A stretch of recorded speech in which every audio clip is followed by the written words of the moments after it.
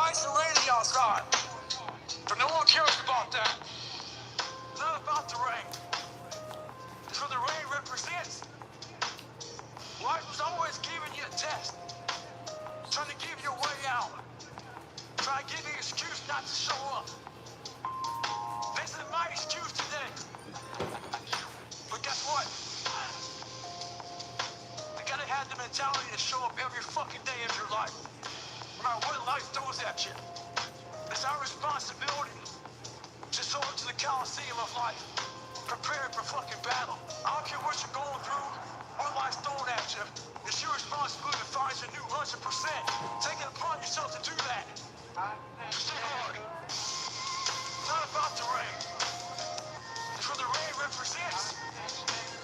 Life is always giving you a test. Trying to give you a way out. It's not about the rain. It's what the rain represents. Life is always giving you a test. Trying to give you a way out. So what's your fucking excuse? Is it too cold where you live? Is it too hot where you live? Does it rain too fucking much? Now it's time for some real fucking talk. Maybe you're the only black person applying for a fucking job. Maybe you're the only female. Maybe you're the only fucking gay person. Job, whatever the fuck it may be. Maybe that sits in your fucking head. Maybe that's your excuse for not being better. Life's your own big fucking picture. When I was young, all those things got in my head. Black, fucking not smart enough, single mom, all that bullshit, all space in my head. If you're allowing people and things and situations to hold space in your fucking head, you're losing. Last thing, last one big fucking head game. You're playing with yourself. If you lose, it's because you allow life to get in your fucking head. It's not about the rain. It's what the rain represents. Life is always giving you a test. Trying to give you a way out. It's not about the rain.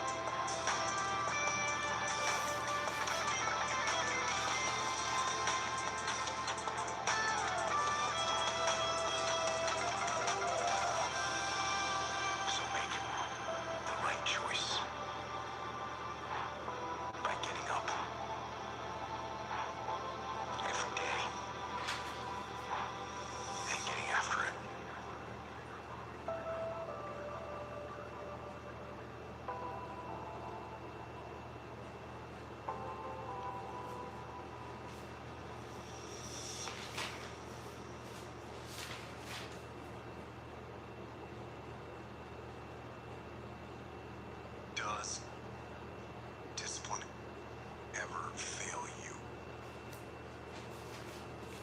No. Actually, discipline does not fail me. I fail discipline.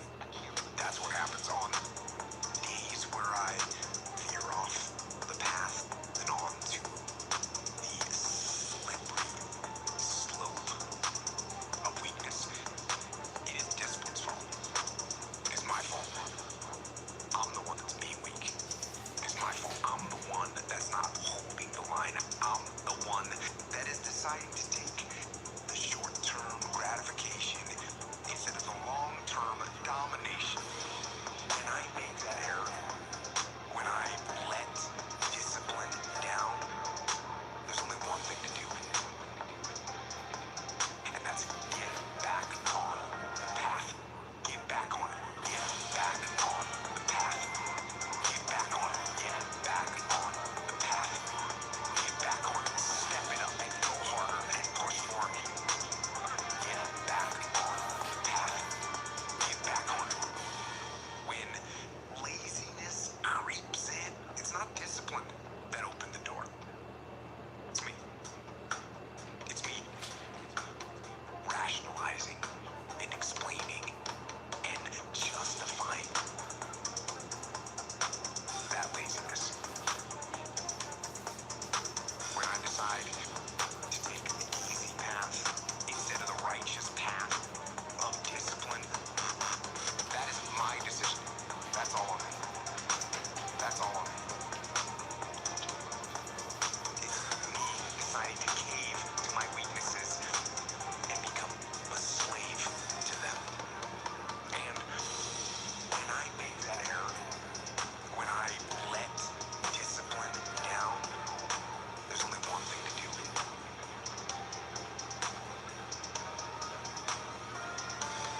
Get back on it. Get back on the path. Get back on it. Get back on the path. Get back on it. Step it up and go harder and push for me. Get back on the path. Get back on it.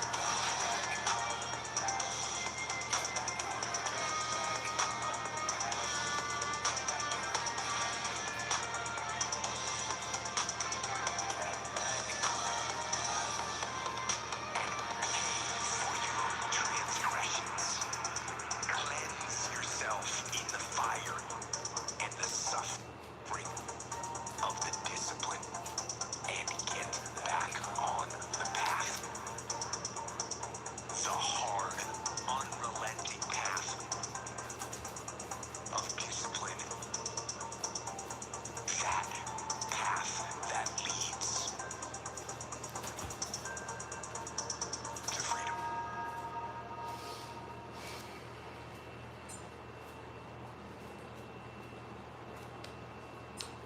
Jocko, focus in a battle is easy. How do you keep focus in a long war? Akira. Well, that can definitely be true. It can be pretty easy to focus on the battle that's right in front of your face. And when you're doing that, sometimes you can lose track of the long-term goal. The long-term goal. The long-term goal. Make it happen.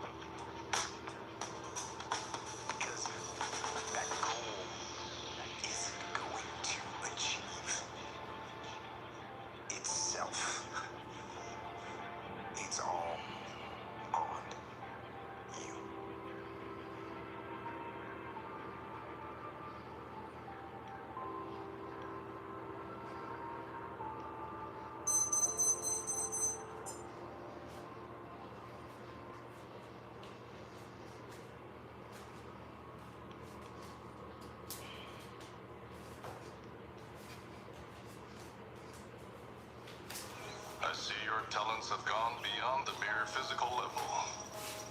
Your skills are now at the point of spiritual insight. What is the highest technique you hope to achieve? We have no technique.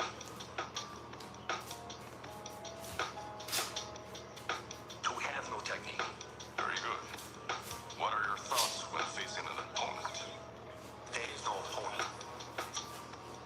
Because the word I does not exist. It does not exist. There is no opponent. Because the word I does not exist. It does not exist. A good fight should be like a small play, but played seriously. A good martial artist does not become tense, but ready. Ready. Not thinking yet, not dreaming. Ready for whatever may come. There is no opponent. Because the word I does not exist. It does not exist. There is no opponent. Because the word I does not exist. Does not exist. When the opponent expands, I contract. When it contracts, I expand. And when there is an opportunity, I do not hit. It hits all by itself. It hits all by itself. It hits all by itself. It hits all by itself.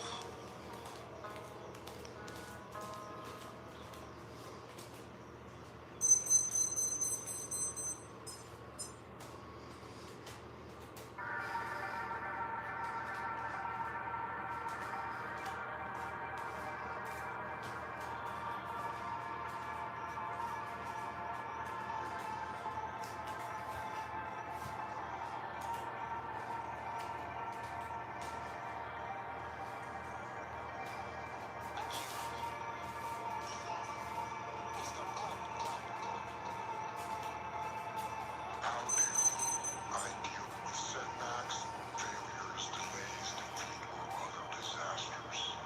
I actually have a fairly simple way of dealing with these situations. It is actually one word to deal with all those situations. And that is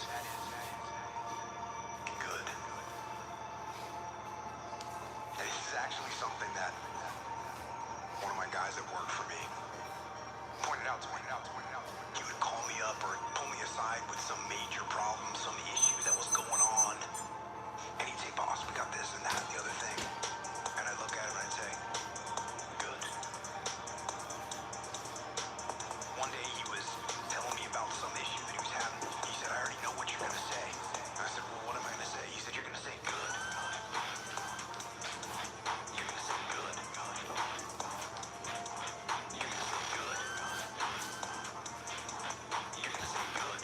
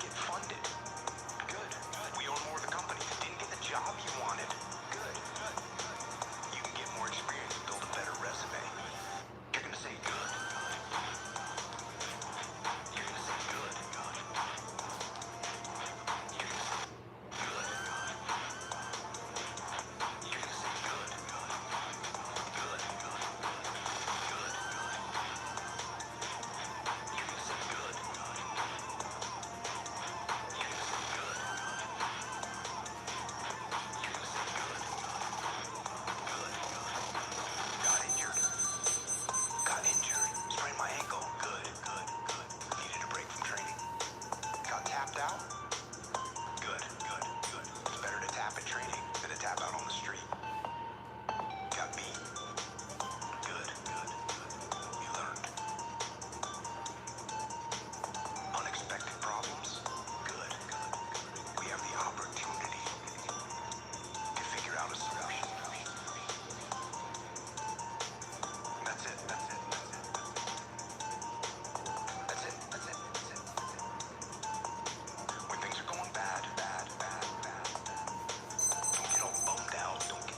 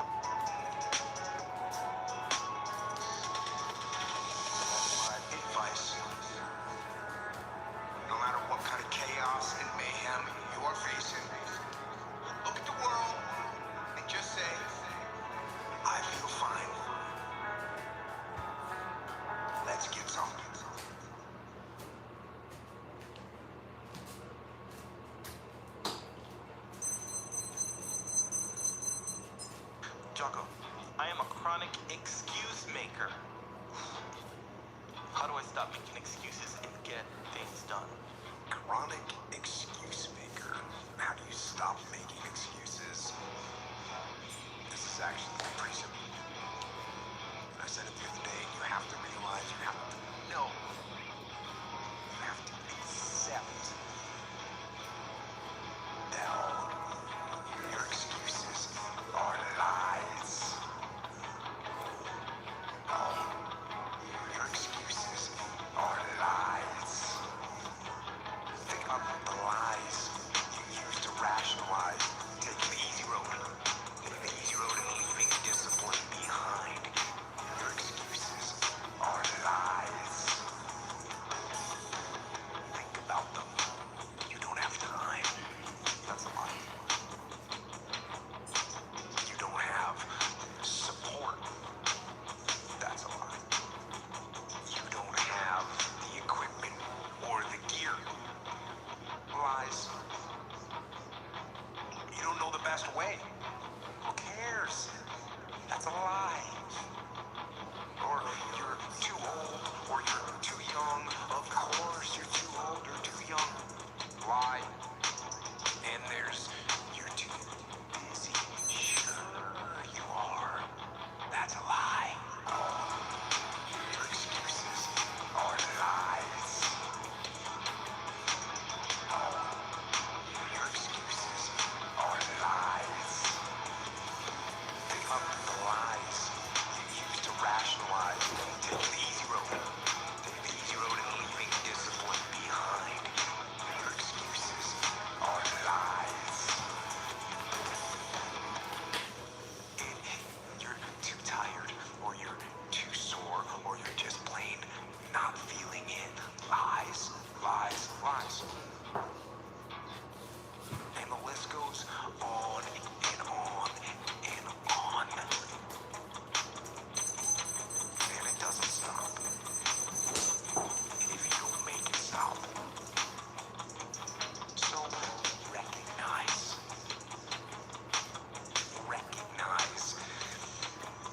the excuses are not valid. They aren't. They're trumped up. They're conjured up. They're fabricated. They're lies. Your excuses are lies. Your excuses are lies. Think about the lies you use to rationalize taking the easy road. Taking the easy road and leaving discipline behind. Your excuses are lies. And how do you stop the lies? You stop the lies with the truth. The truth. The truth will set you free. The truth will stand, and the truth will deliver you from procrastination and laziness and the downward spiral that comes with a lack of discipline. So, don't believe the lies, believe the truth. The truth is, you have time, you have the skill, you have the knowledge and the support and the willpower and the discipline to get it done. So, cast out the lies, burn them down, and listen to the truth, and live the truth, and go out, get it done.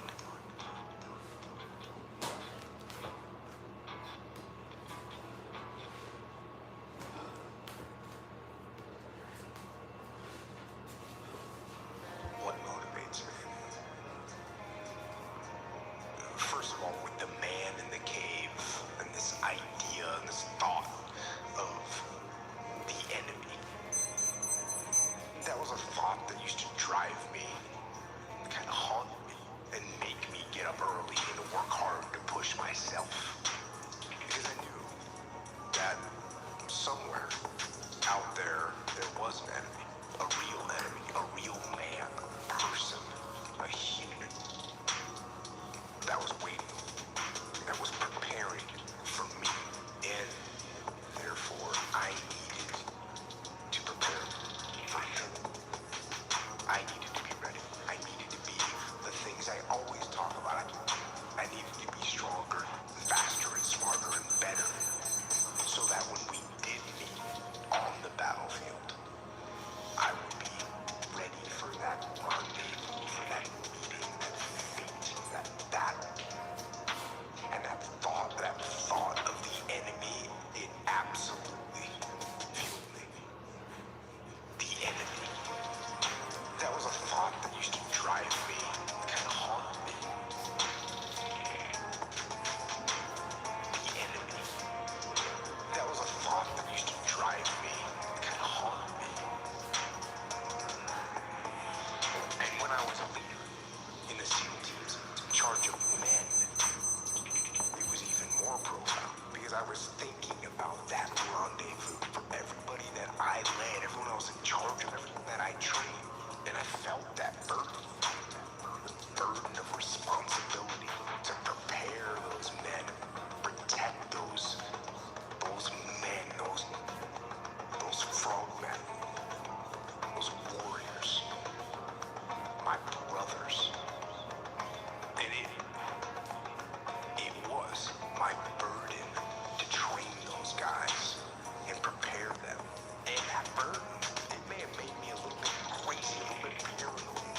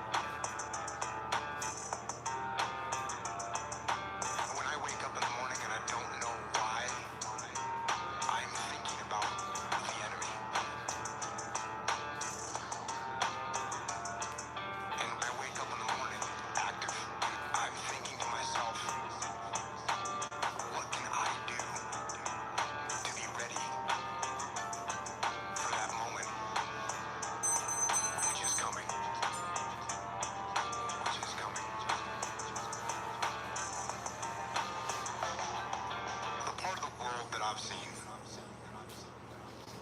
is a very dark place. It's a dark place. That's what war is. War is. War is. War is.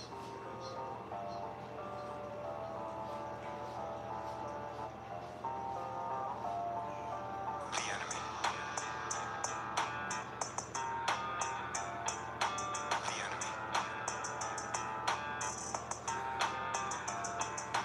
When I wake up in the morning and I don't know why, I'm thinking about the enemy. When your job,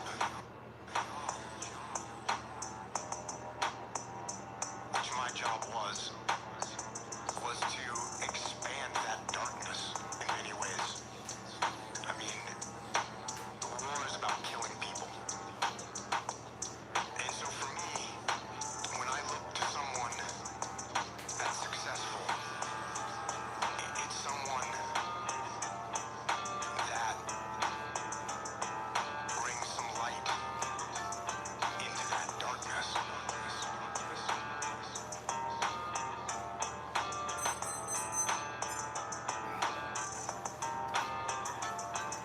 That darkness.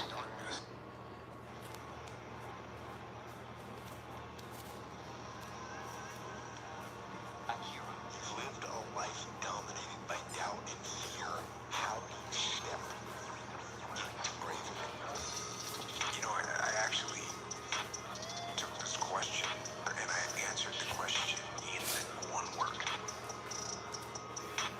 Step. Step. Step into bravery. That's how you step into bravery. Take the step. Step. Step into bravery. That's how you step into bravery. Take the step. Step aggressively towards your fear. And that step towards your fear is a step into bravery. Because we're scared of what we don't know. And there's only one way to learn and to know, and that is to confront that fear. You have to step. Step into bravery. That's how you step into bravery. Take the step. Step. Step into bravery. That's how you step into bravery. Take the step. You have to step. You have to go. And this simple action, this simple attitude, it answers so many questions. So many questions. How do you get to the gym every day? You step. You go. How do you change your diet? You step. You go. How do you overcome fear of failure or fear of success or fear of fear itself? You step. Step into bravery. That's how you step into bravery. Take the step. Step. Step into bravery. That's how you step into bravery. Take the step. You step. You go. You step. You go. You step. You go. You step. You go.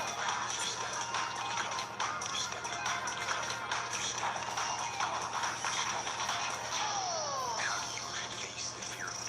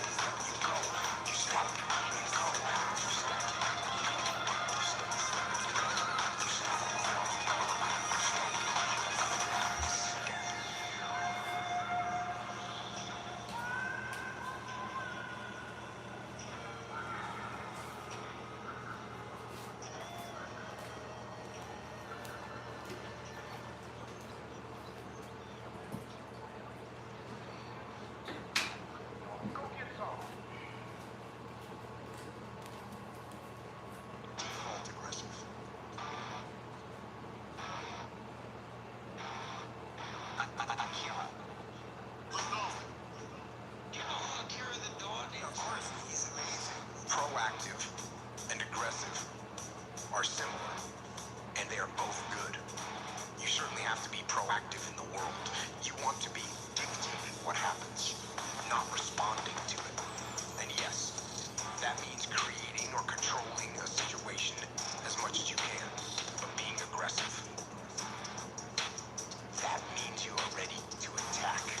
As I always point out, this doesn't mean you walk around with your chest puffed out, ready to bang heads with everyone around you. It doesn't mean you confront people physically or mentally head-on without a tactically superior plan. It doesn't mean you go straight forward into conflict without thought and without reason. It doesn't mean you engage in attrition warfare. No, that is almost never smart. All aggressive. You are going to get after it. You are going to move fast. You are going to think fast. You are going to outthink and outmaneuver the enemy. All aggressive. You are going to get after it. You are going to move fast. You are going to think fast. You are going to outthink and outmaneuver the enemy. If I think the enemy is going to attack me, I'm going to attack them first.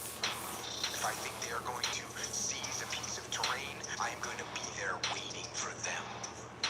If I think the enemy is going to flank me, too late, I'm already flanking them.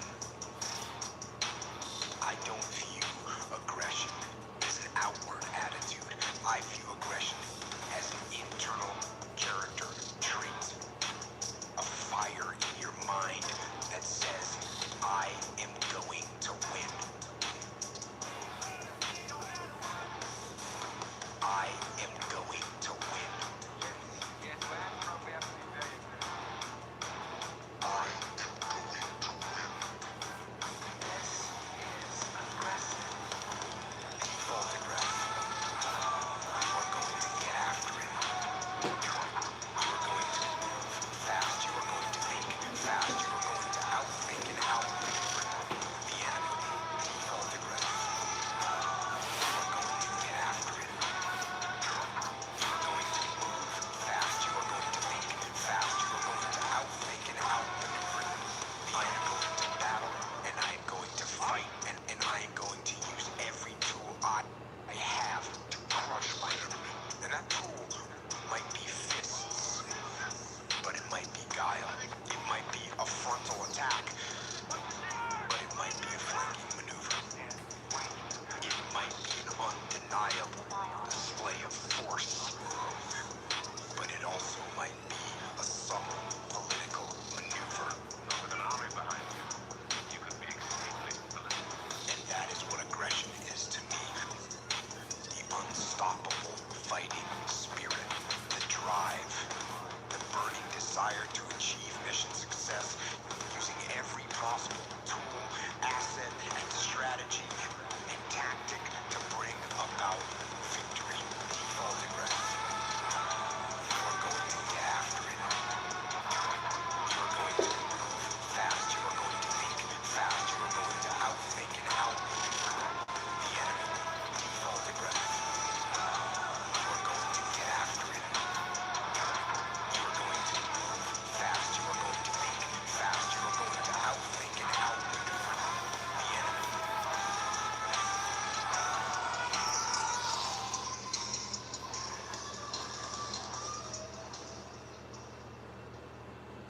Okay, so this is my daily routine. I just did a 30-minute run. I just did a little over 30 minutes of high-intensity interval training where I'm doing body weight exercises or mixed martial arts solo drills, kickboxing, wrestling, judo, jiu-jitsu. Now I'm going to do the short version of the Ashtanga Yoga primary series. And I'll put some audiobook on in the background.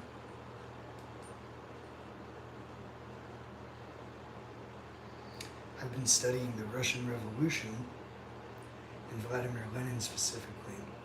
So we're going to keep listening to a Lenin audiobook that I've been listening to on a playlist of Lenin audiobooks.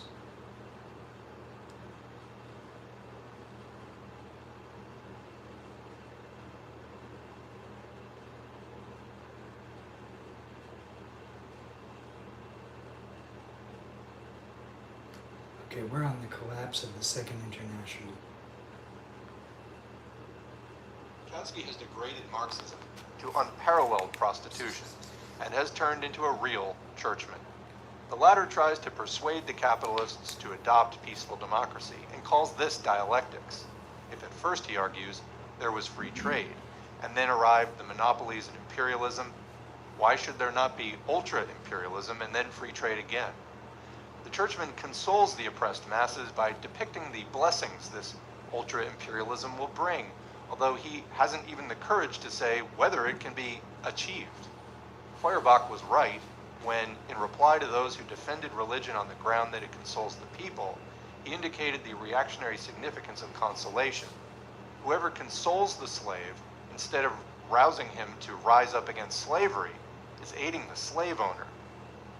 All oppressing classes stand in need of two social functions to safeguard their rule: the function of the hangman and the function of the priest.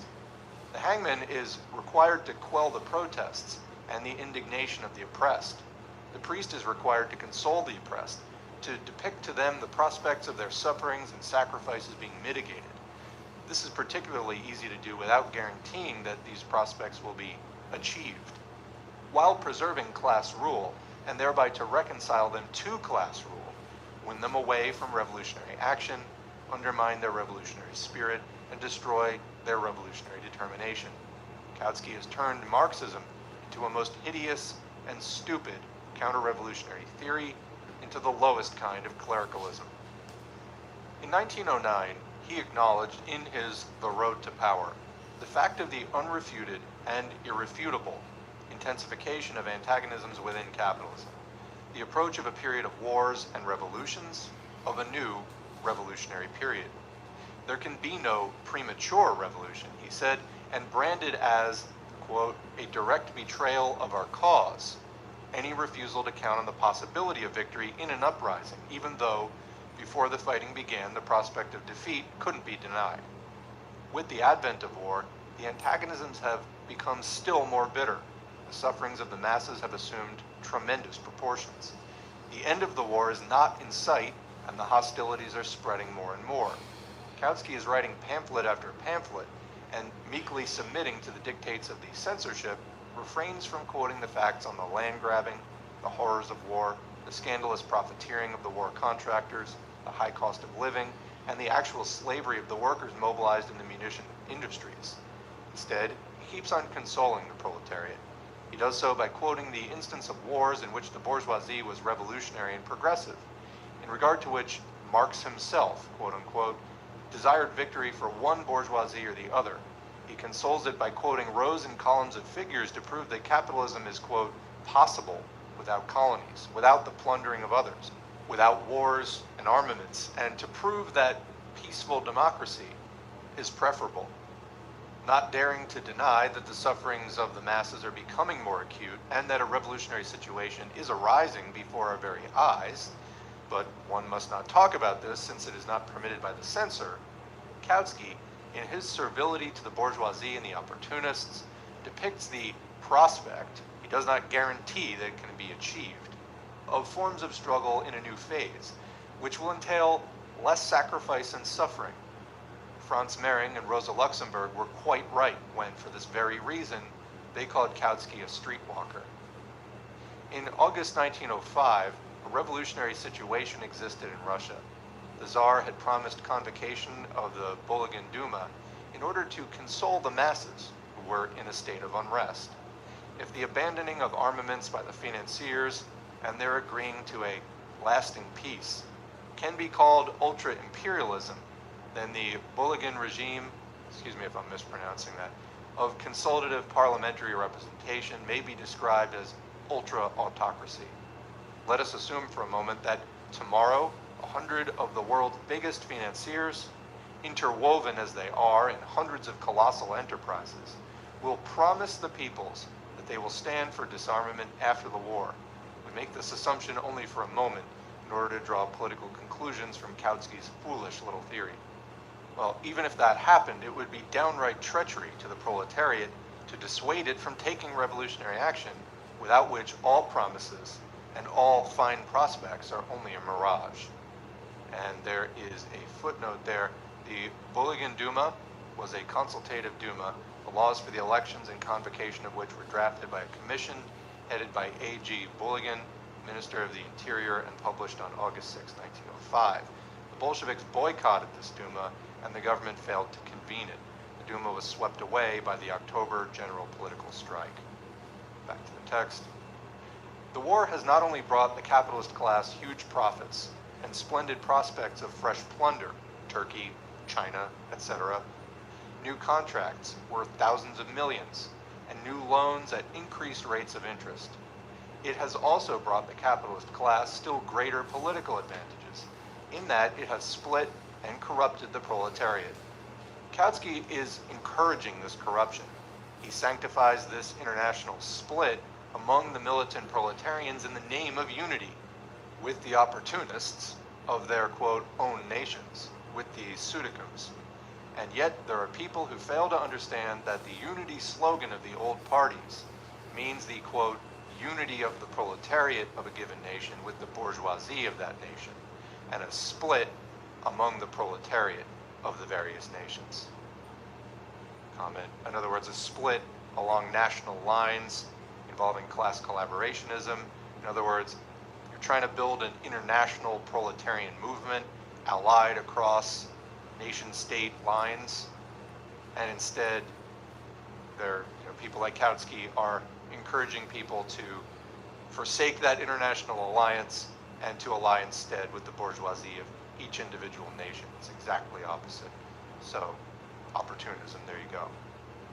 End of section 5, beginning of section 6.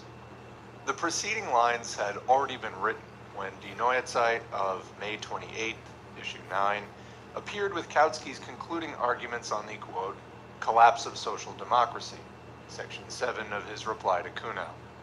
Kautsky sums up all his old sophisms, and a new one, in defense of social chauvinism as follows, quote, it is simply untrue to say that the war is a purely imperialist one, that at the outbreak of the war, the alternative was either imperialism or socialism, that the socialist parties and the proletarian masses of Germany, France, and in many respects also of Britain, unthinkingly and at the mere call of a handful of parliamentarians, threw themselves into the arms of imperialism, betrayed socialism, and thus caused a collapse unexampled in history, unquote.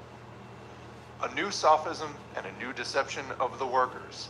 The war, if you please, is not a, quote, purely imperialist one.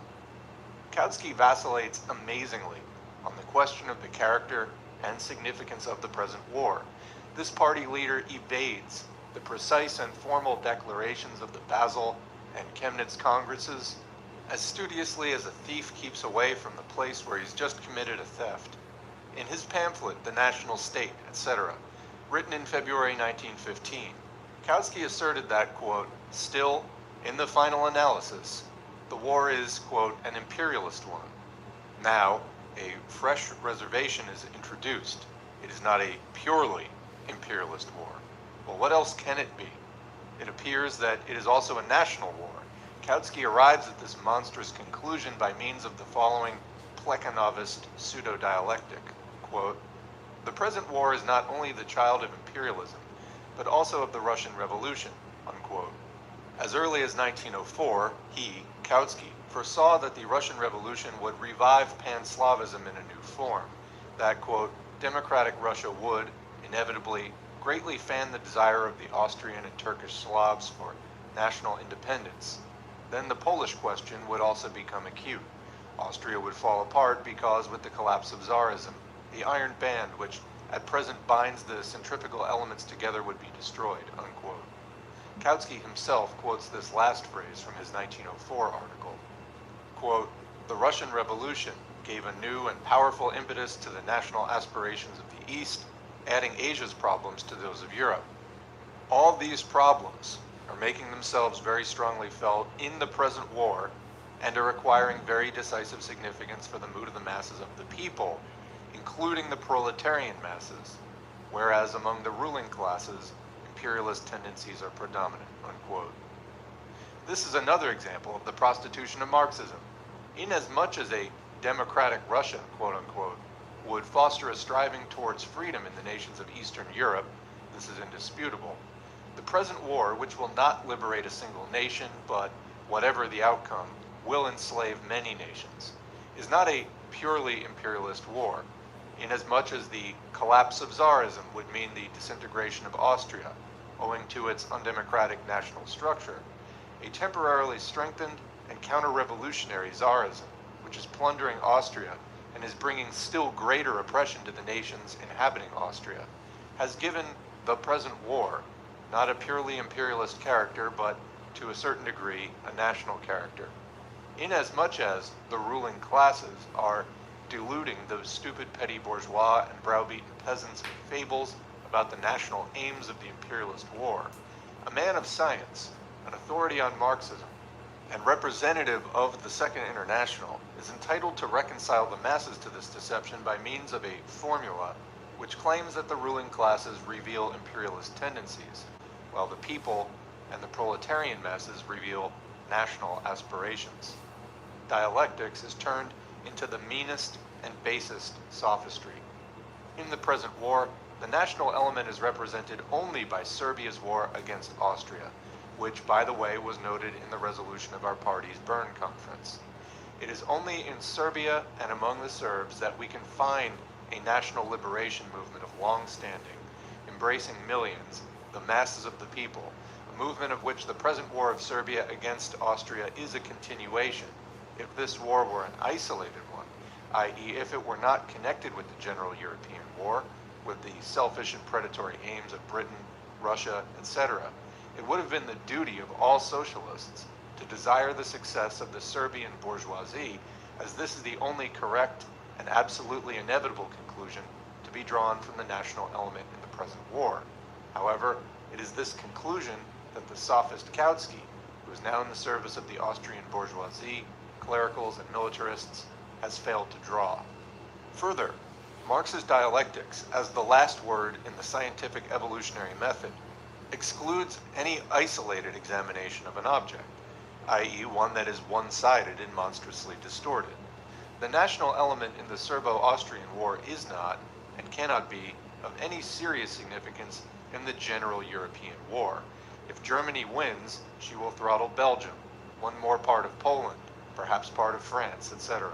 If Russia wins, she will throttle Galicia, one more part of Poland, Armenia, etc. If the war ends in a draw, the old national oppression will remain. To Serbia, i.e., to perhaps 1% or so of the participants in the present war, the war is a continuation of the politics of the bourgeois liberation movement.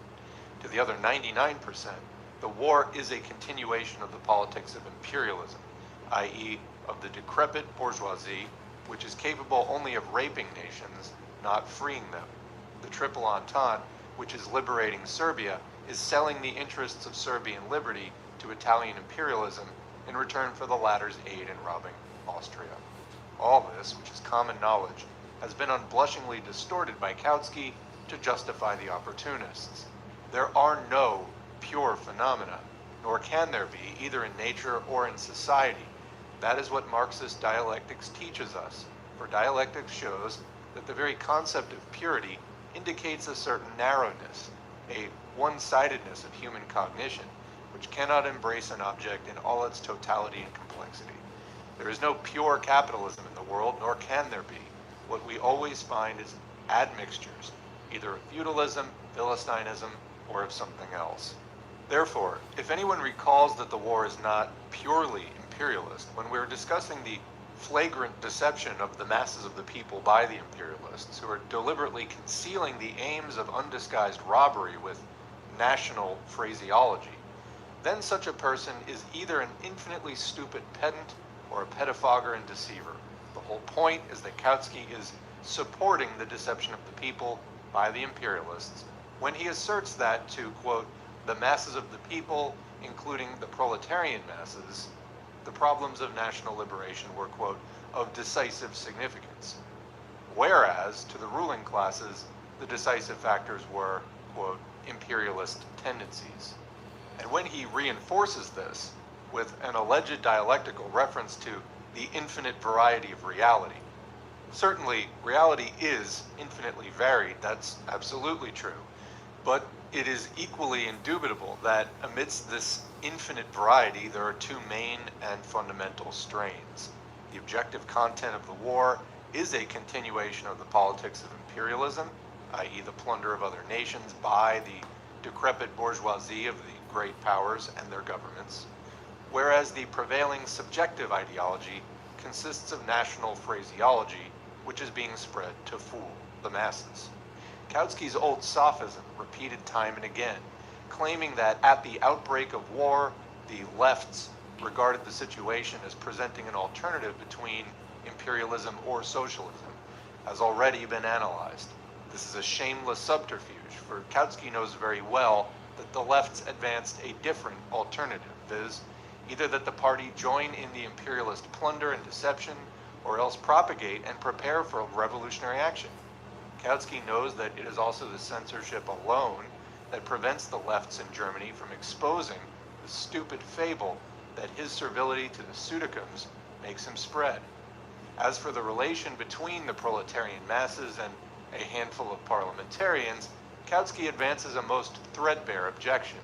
Quote, "Let us disregard the Germans, so as not to plead in our own behalf, who would seriously assert that men like Vaillant, Gesda, Hindman, and Plekhanov became imperialists overnight and betrayed socialism. Let us disregard the parliamentarians and the leading bodies." Lenin's note, Kautsky is obviously hinting at Die Internationale, the journal issued by Rosa Luxemburg and Franz Mehring, in which the policy of the leading bodies, i.e. the official bodies of the German Social Democratic Party, its executive, the Vorstand, its parliamentary group, etc., is treated with deserved contempt.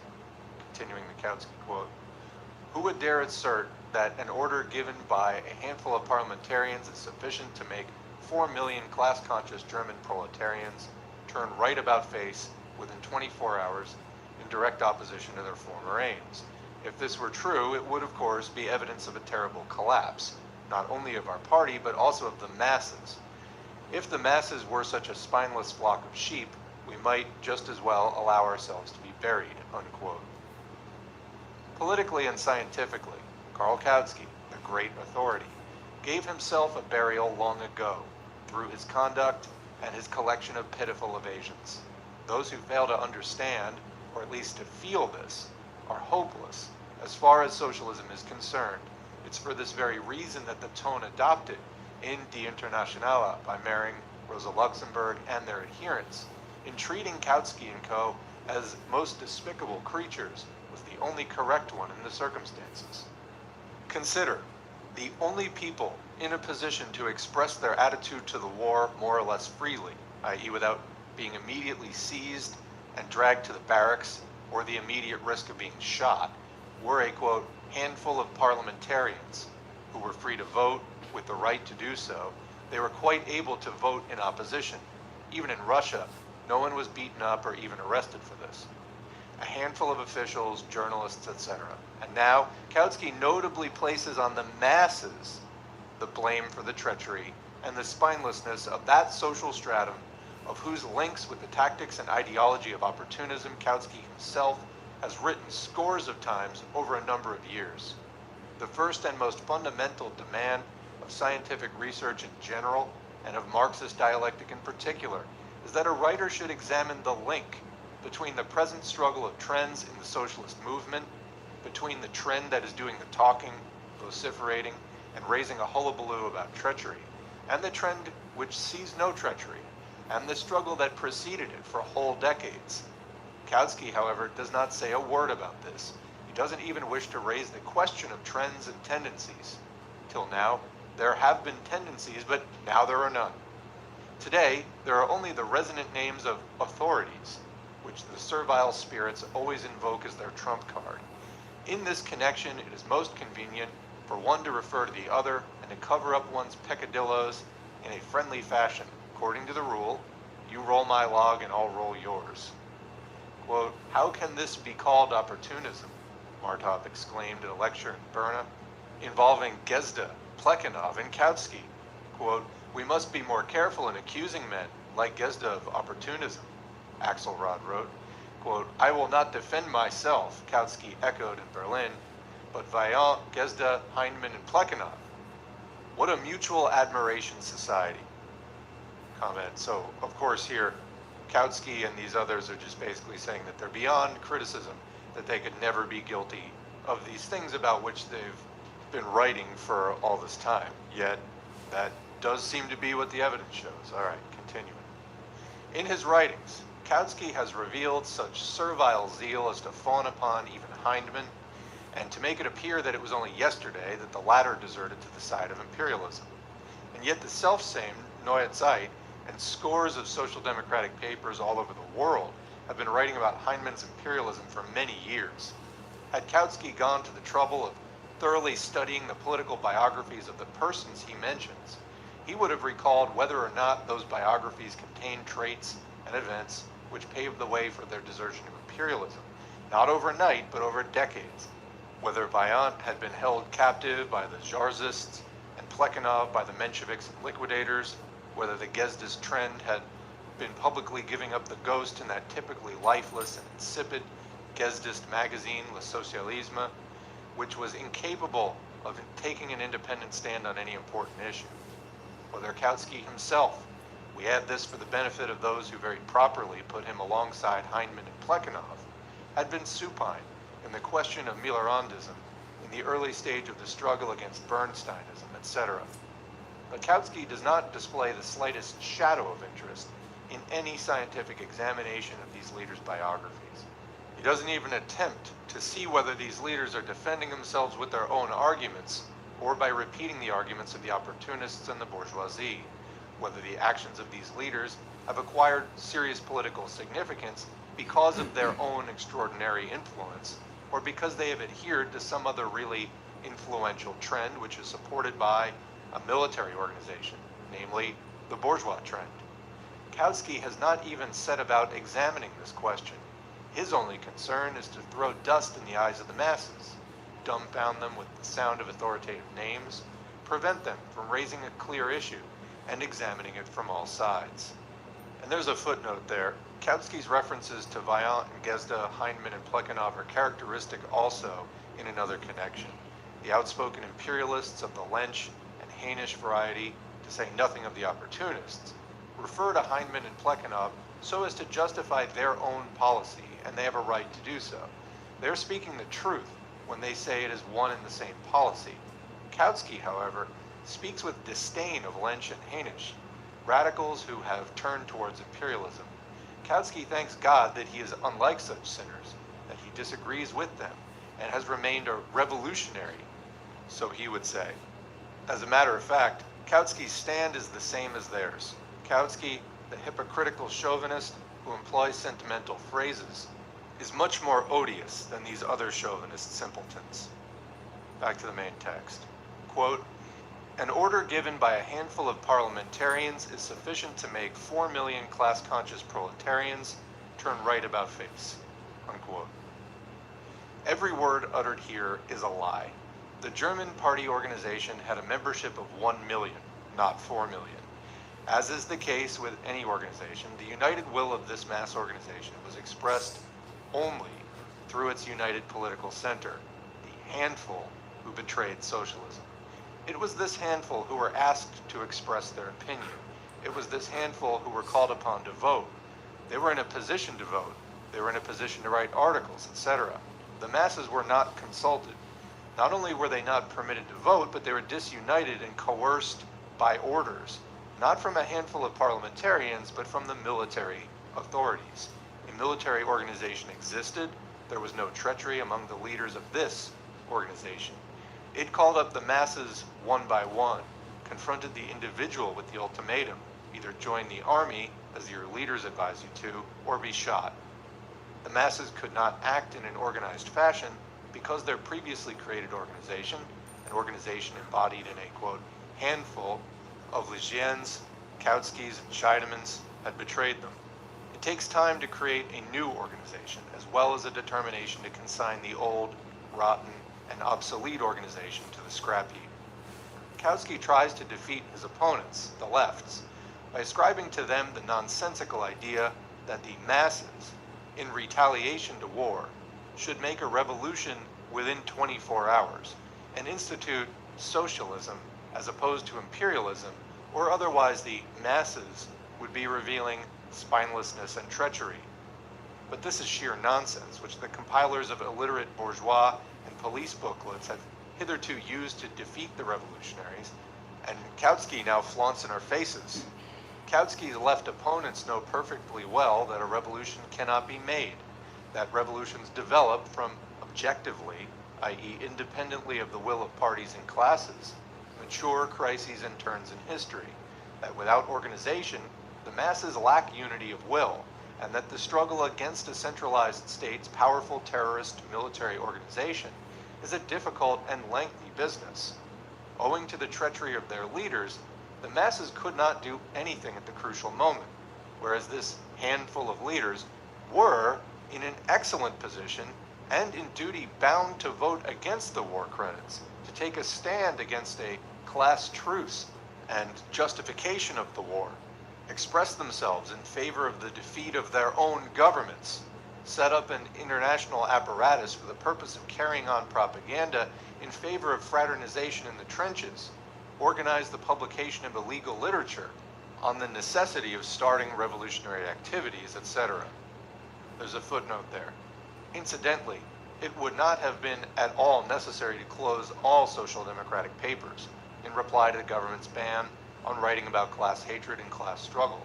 To agree not to write about this, as Forverts did, was mean and cowardly. Forverts died politically when it did this, and Martov was right when he said so. It was, however, possible to retain the legal papers by declaring that they were non-party and non-social democratic, and served the technical needs of a section of the workers, i.e. that they were non-political papers. Underground social democratic literature containing an assessment of the war, and legally published working class literature without that assessment, a literature that does not say what is not true, but keeps silent about the truth. Why should this not have been possible? Kautsky knows perfectly well that it is precisely such, or rather similar actions, that the German lefts have in mind, and that under a military censorship, they cannot talk about these things directly, openly. Kautsky's desire to defend the opportunists at all costs has led him into unparalleled infamy. Taking cover behind the military censors, he attributes patent absurdities to the lefts, in the confidence that the censors will protect him from exposure. So that's the end of section 6, beginning section 7. The serious scientific and political question, which Kautsky has deliberately evaded by means of subterfuges of all kinds, thereby giving enormous pleasure to the opportunists, is this: how was it possible for the most prominent representatives of the Second International to betray socialism? This question should not, of course, be considered from the standpoint of the biographies of the individual leaders.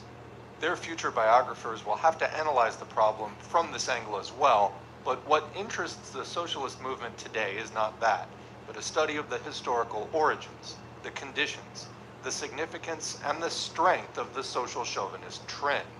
1. Where did social chauvinism spring from? 2. What gave it strength? 3.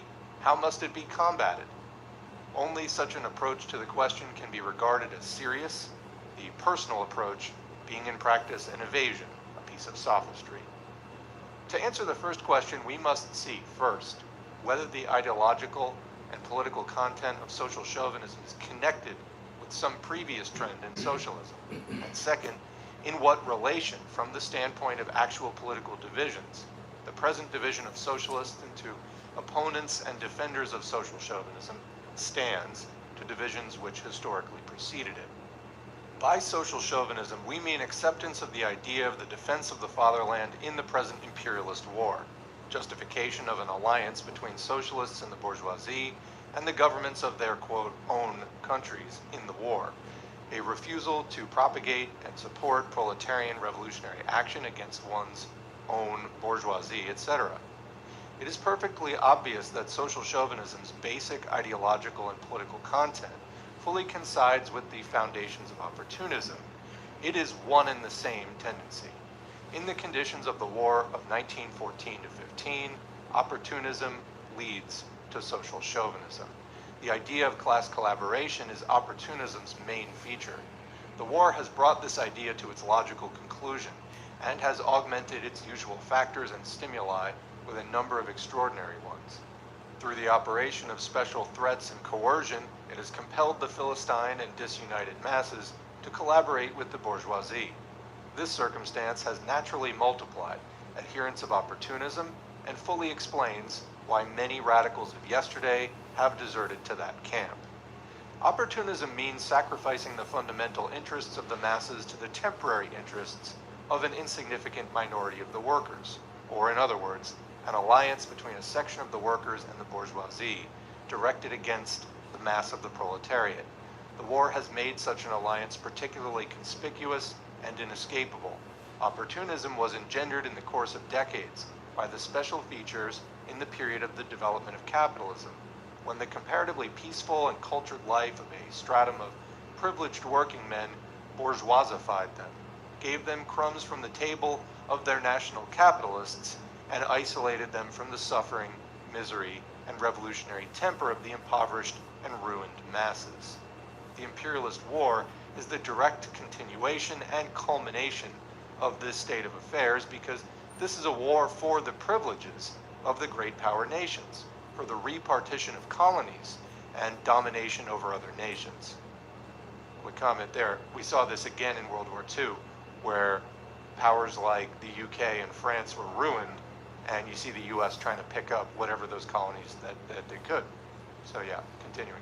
To defend and strengthen their privileged position as a petty bourgeois upper stratum, or aristocracy and bureaucracy of the working class, such as the natural wartime continuation of petty bourgeois opportunist hopes and the corresponding tactics, such as the economic foundation of present-day social imperialism. And there's a footnote there. Here are several examples showing how highly the imperialists and the bourgeoisie value the importance of great power and national privileges as a means of dividing the workers and diverting them from socialism.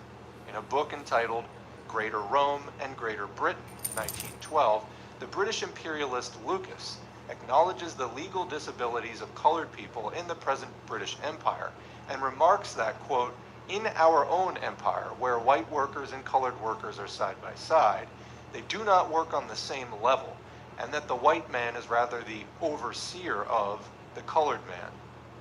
Read, this is my comment, sort of small-time informal police of the colored man, the manager, etc. This is also the case in North America on a more extreme level, where the insistence on bearing arms and the militias and all that, a lot of that was directed towards suppression of indigenous populations and, of course, the slave patrols and things similar to that. Okay, continuing.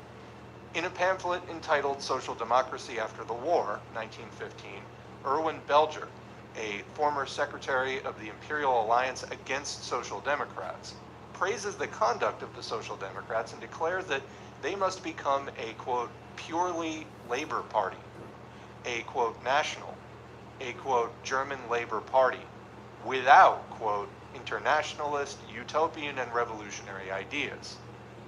In a book dealing with capital investments abroad from 1907, the German imperialist Sartorius von Waltershausen blames the German Social Democrats for ignoring the, quote, national welfare, which consists in the seizure of colonies.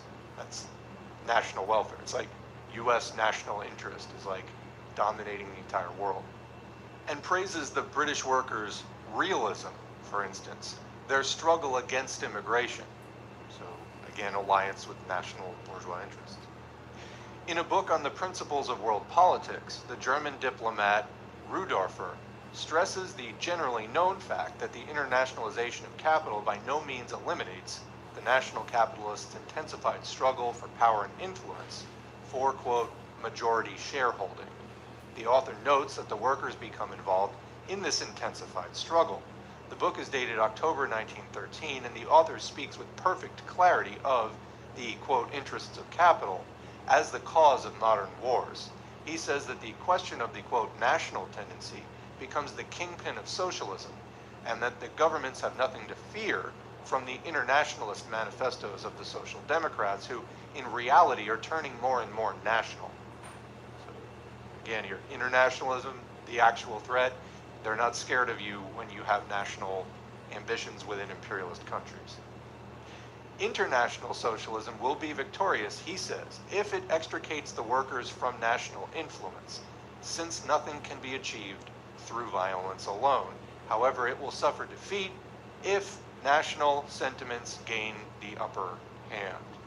This is very relevant to certain discussions we are having about patriotism within imperialist countries like the USA right now, today, as I'm recording this. Okay, continuing the main text.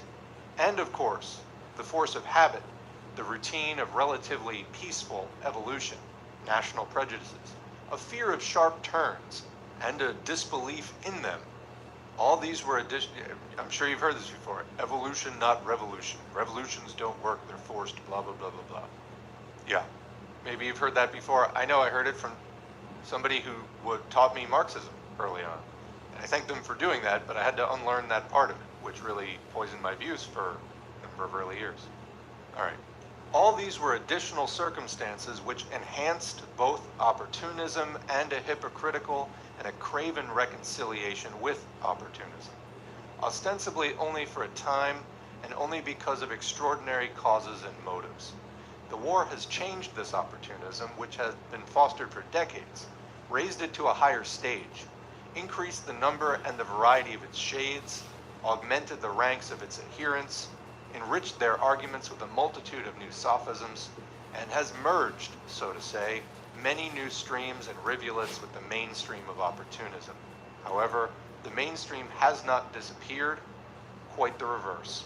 Social chauvinism is an opportunism which has matured to such a degree that the continued existence of this bourgeois abscess within the socialist parties has become impossible.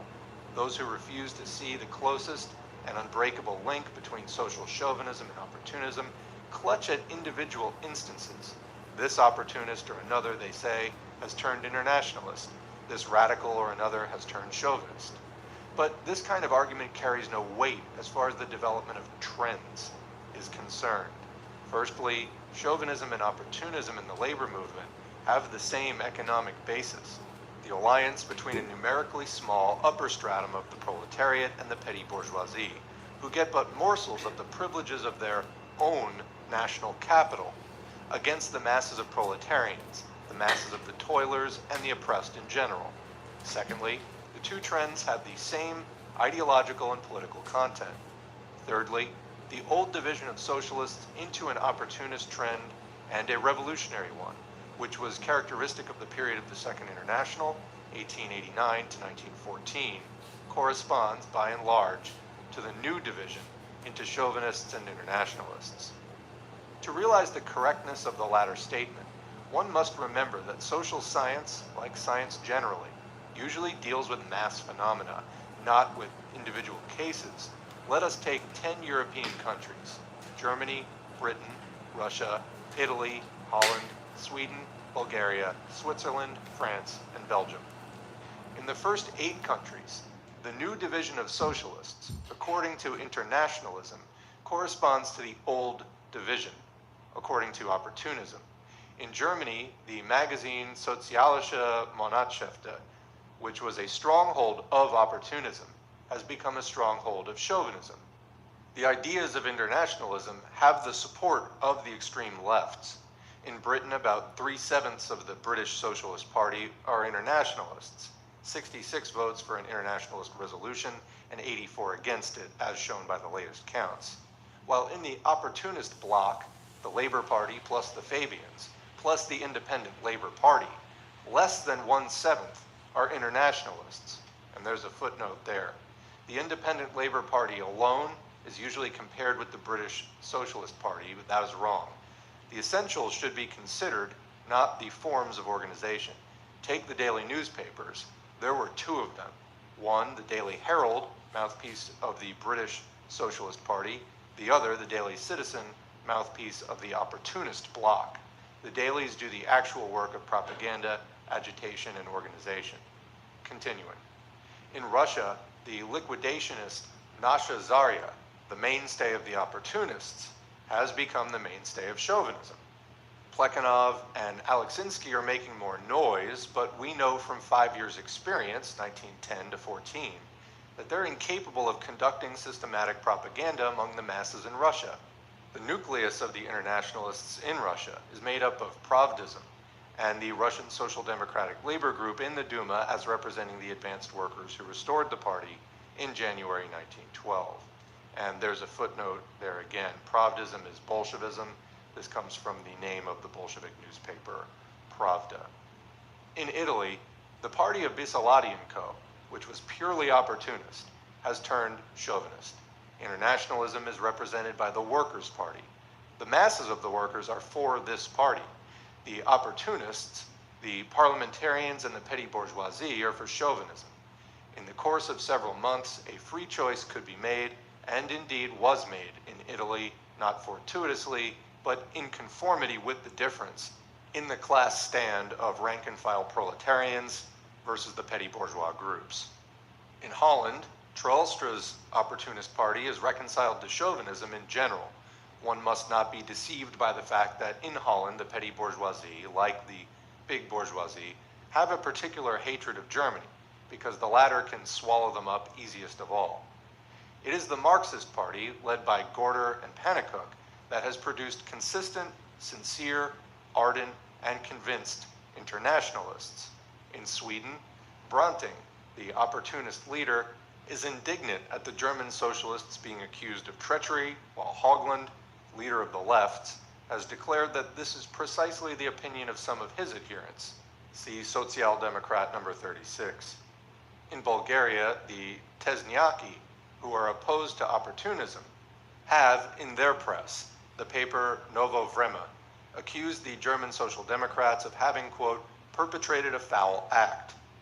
In Switzerland, the adherents of the opportunist Greulich are inclined to justify the German Social Democrats, see their organ, the Zurich Volksrecht, whereas those who support the much more radical R. Grimm have turned the Berner paper, Berner Tagblatt, into an organ of the German lefts.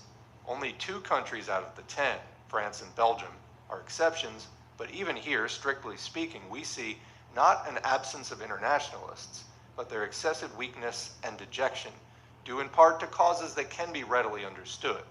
Let us not forget that Vaillant himself has admitted in L'Humanité that he has received from his readers letters of an internationalist character, letters which, however, he has not published in full, not a single one of them.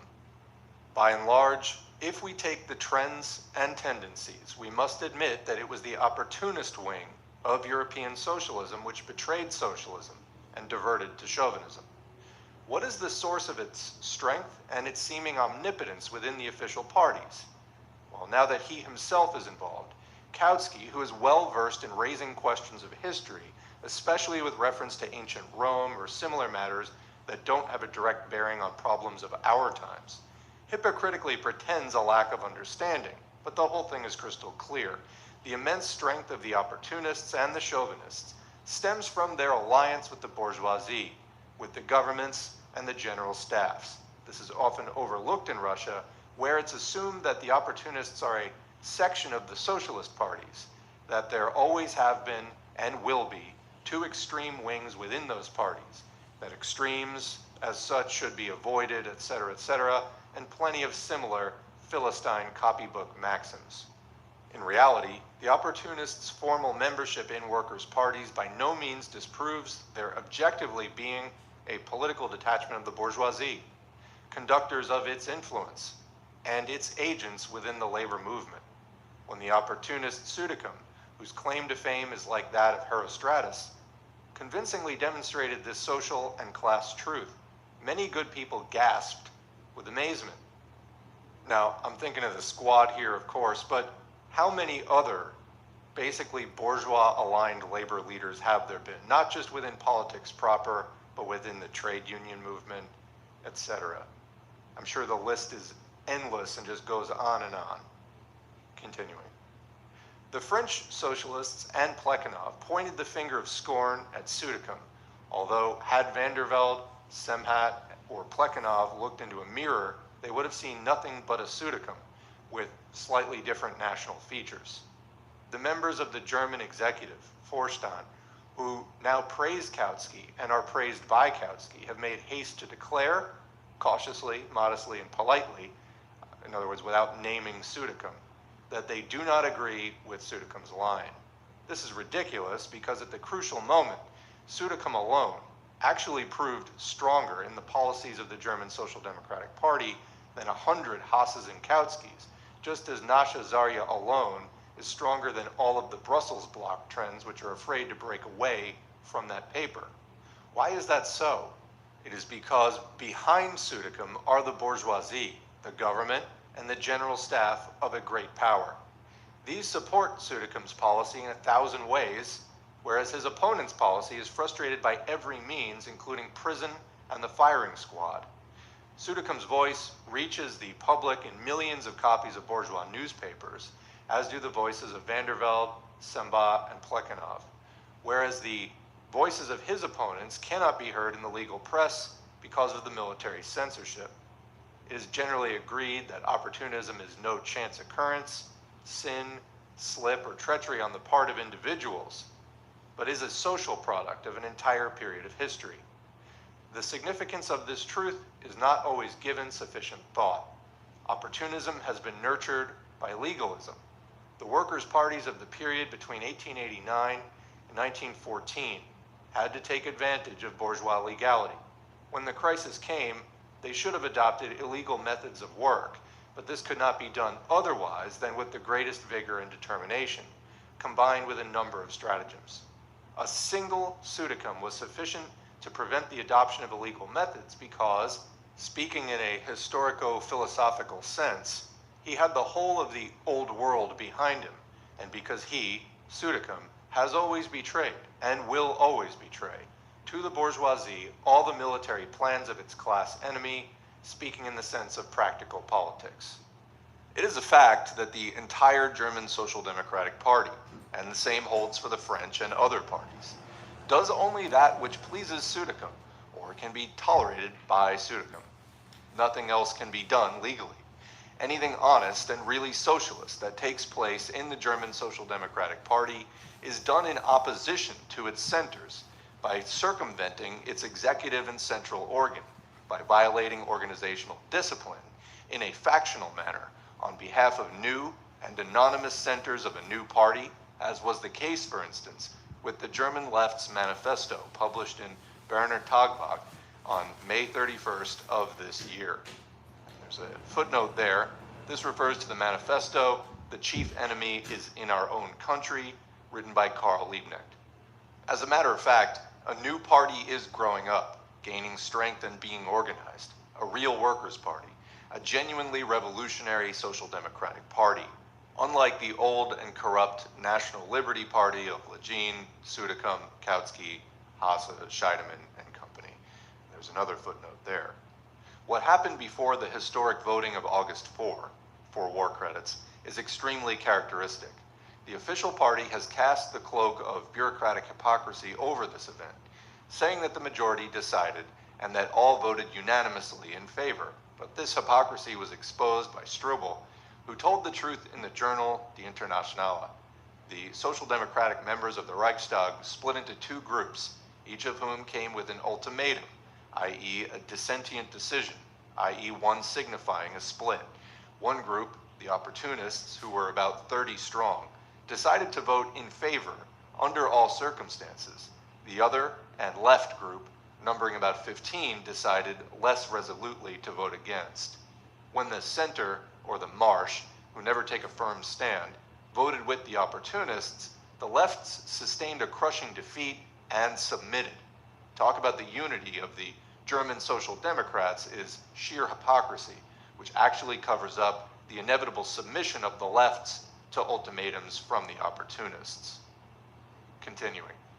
It was, therefore, a profound historical truth that the opportunist Monitor blurted out in the conservative Preußische Jahrbucher when he said it would be bad for the opportunists, i.e. the bourgeoisie, if present-day social democracy were to swing to the right, because in that case, the workers would desert it. There's a footnote there.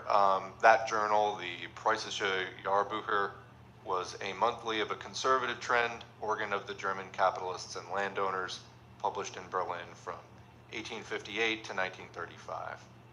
Continuing.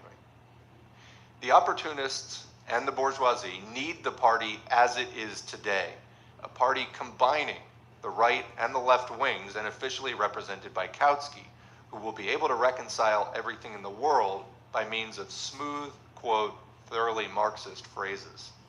In word, socialism and the revolutionary spirit for the people, the masses, the workers, indeed, pseudocomism, adhering to the bourgeoisie in any grave crisis. We say any crisis because in any serious political strike, and not only in time of war, quote, feudalist Germany, like, quote, free and parliamentary Britain or France, will immediately introduce martial law under one name or another. No one of sound mind and judgment can have any doubt about this. So, quick comment there. So think about basically the situation that the bourgeoisie had. What they wanted was they wanted the workers trapped in a revolutionary in name, but basically totally effective and log-jammed party, which, they didn't want people to desert the party if it went too obviously right, and they didn't want the party to actually go to the left and, start doing effective things. They wanted it right there in the middle, where basically the workers were neutralized under the bad opportunist leadership of Kautsky. Does this sound familiar to you at all today? And again, what is the bourgeoisie afraid of? Workers breaking away from it. Okay. Hence, logically, the reply to the question stated above, viz., how is social chauvinism to be combated? Social chauvinism is an opportunism which has matured to such a degree, grown so strong and brazen during the long period of comparatively peaceful capitalism, so definite in its political ideology, and so closely associated with the bourgeoisie and the governments, that the existence of such a trend within the social democratic workers' parties cannot be tolerated. Flimsy, thin-soled shoes may be good enough to walk in on the well-paved streets of a small provincial town, but heavy hobnailed boots are needed for walking in the hills. In Europe, socialism has emerged from a comparatively peaceful stage that is confined within narrow and national limits. But with the outbreak of the war of 1914 to 15, it entered the stage of revolutionary action. There can be no doubt that the time has come for a complete break with opportunism, for its expulsion from the workers' parties. This definition of the tasks the new era of international development confronts socialism with does not, of course, immediately show how rapidly and in what definite forms the process of separation of the workers' revolutionary social democratic parties from the petty bourgeois opportunist parties will proceed in the various countries. It does, however, reveal the need clearly to realize that such a separation is inevitable, and that the entire policy of the workers' parties must be directed from this standpoint. The war of 1914 to 15 is such a great turn in history that the attitude towards opportunism cannot remain the same as it has been. What has happened cannot be erased. It is impossible to obliterate from the minds of workers, or from the experience of the bourgeoisie, or from the political lessons of our epoch in general, the fact that at a moment of crisis, the opportunists proved to be the nucleus of those elements within the worker parties that deserted to the bourgeoisie. Opportunism, to speak on a European scale, was in its adolescent stage, as it were, before the war. With the outbreak of the war, it grew to manhood, and its innocence and youth cannot be restored. An entire social stratum, consisting of parliamentarians, journalists, labor officials, privileged office personnel, and certain strata of the proletariat, has sprung up and become amalgamated with its own national bourgeoisie, which has proved fully capable of appreciating and adapting it. Commenting, think of the US. It's like these things are welded together. The course of history cannot be turned back or checked. We can and must go fearlessly onward from the preparatory legal working class organizations which are in the grip of opportunism to revolutionary organizations that know how not to confine themselves to legality and are capable of safeguarding themselves against opportunist treachery, organizations of a proletariat that is beginning a struggle for power, that is a struggle for the overthrow of the bourgeoisie. This is... Okay. So, we'll come back to that audiobook tomorrow. I'm going to bring this in so you can hear me. So I've been doing my daily routine. I got off work, and I went to the park and I ran for 30 minutes. Then I came home. You saw me clean out this room and do my fitness routine of full body martial arts and body weight exercises. And then I did 30 minutes of yoga. So that's running, 30 minutes for cardio, and then some strength and technique training for 30 minutes. Then I did yoga for 30 minutes. And now I'm gonna read out loud for 30 minutes. And then I'm gonna sit and meditate for 30 minutes. So that's 5 rounds of 30 minutes of, focused, intentional things here. So again, it's run, workout, martial arts, weightlifting, full body exercise, whatever you do for the whole body. And then yoga, stretching. You can do Pilates, I don't care. Then reading, and then meditation.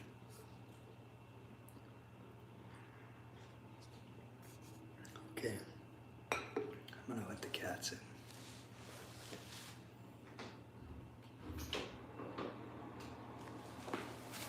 All right, so we've been reading out of the most recent edition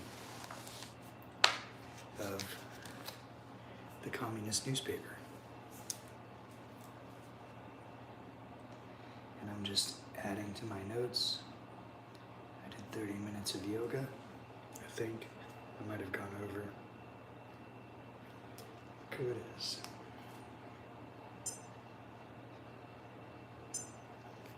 But I'm about to read for 30 minutes.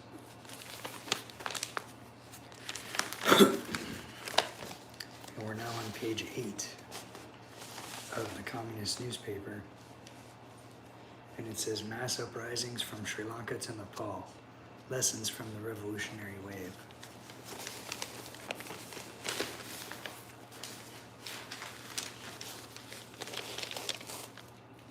And we got the one piece flag.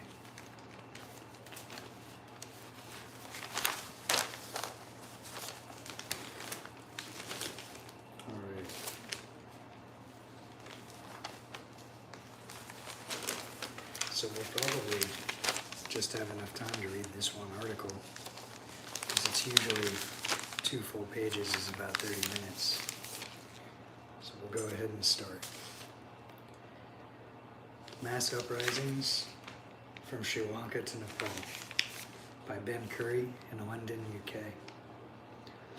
One day, it seems a country is calm and the ruling clique is firmly entrenched in power. The next day, the revolutionary masses storm Parliament. The police have disappeared and the members of Parliament have fled, along with the Prime Minister. The seen recently in Nepal were astonishing. They were also strikingly similar to the insurrectionary movements in Sri Lanka, Bangladesh, Kenya, Madagascar, and Indonesia.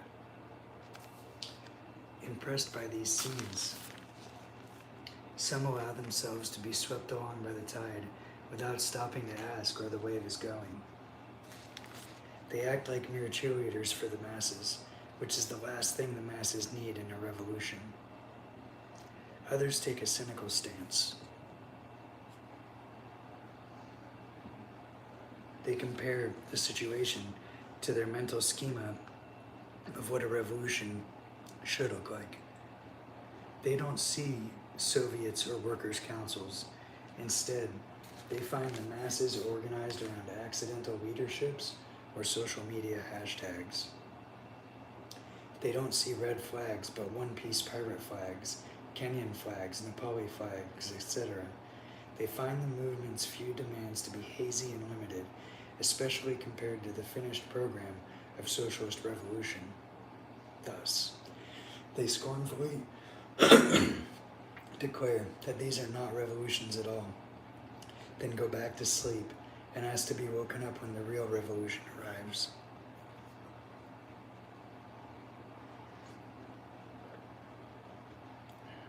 As revolutionary communists, we can neither allow ourselves to be impressed by appearances, nor can we expect revolutions to fit preconceived schemas. We have to get to the essence of concrete events and draw concrete lessons.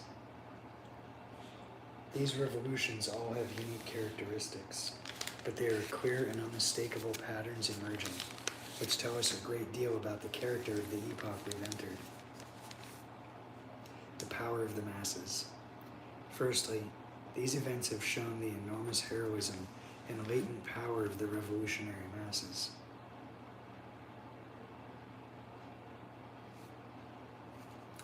Lost my place.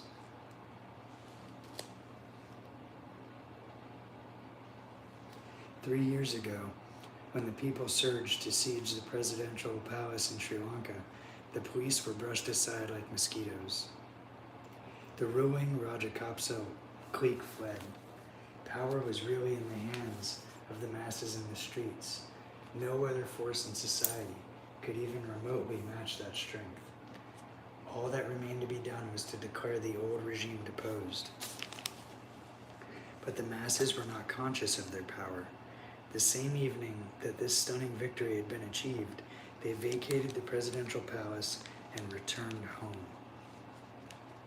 Thus, the old despised parliament, packed with a Rajapaksa party majority, selected its replacement for president. On August 5th, 2024, the regime in Bangladesh likewise found itself suspended in midair. The police, who had unleashed a reign of terror in the preceding weeks, had fled the scene, terrified of the masses' reprisals. 450 of the country's 600 police stations were smoldering ruins. The military tops bundled the hated Prime Minister Sheikh Hasina into a helicopter and carried her out of the country. The masses had the power and could have organized their own revolutionary government. The old generals and judges could have been cast aside. Instead, the student leaders came to negotiate with the defeated generals. They agreed to an interim government, led by an ex-banker, where they would sit in token ministries. In Kenya, after all the sacrifice and bloodshed, even less has been achieved. Ruto remains entrenched in power. The central enigma in all these cases is the contrast between the masses' overwhelming power and how little in substance has really changed. This is the result of one missing factor: revolutionary leadership. Without such a leadership, confusion has reigned regarding the revolution's program and end goal, and they have all stopped halfway. But to those who say that these were not revolutions at all, we say no other kind of revolution was possible under these circumstances.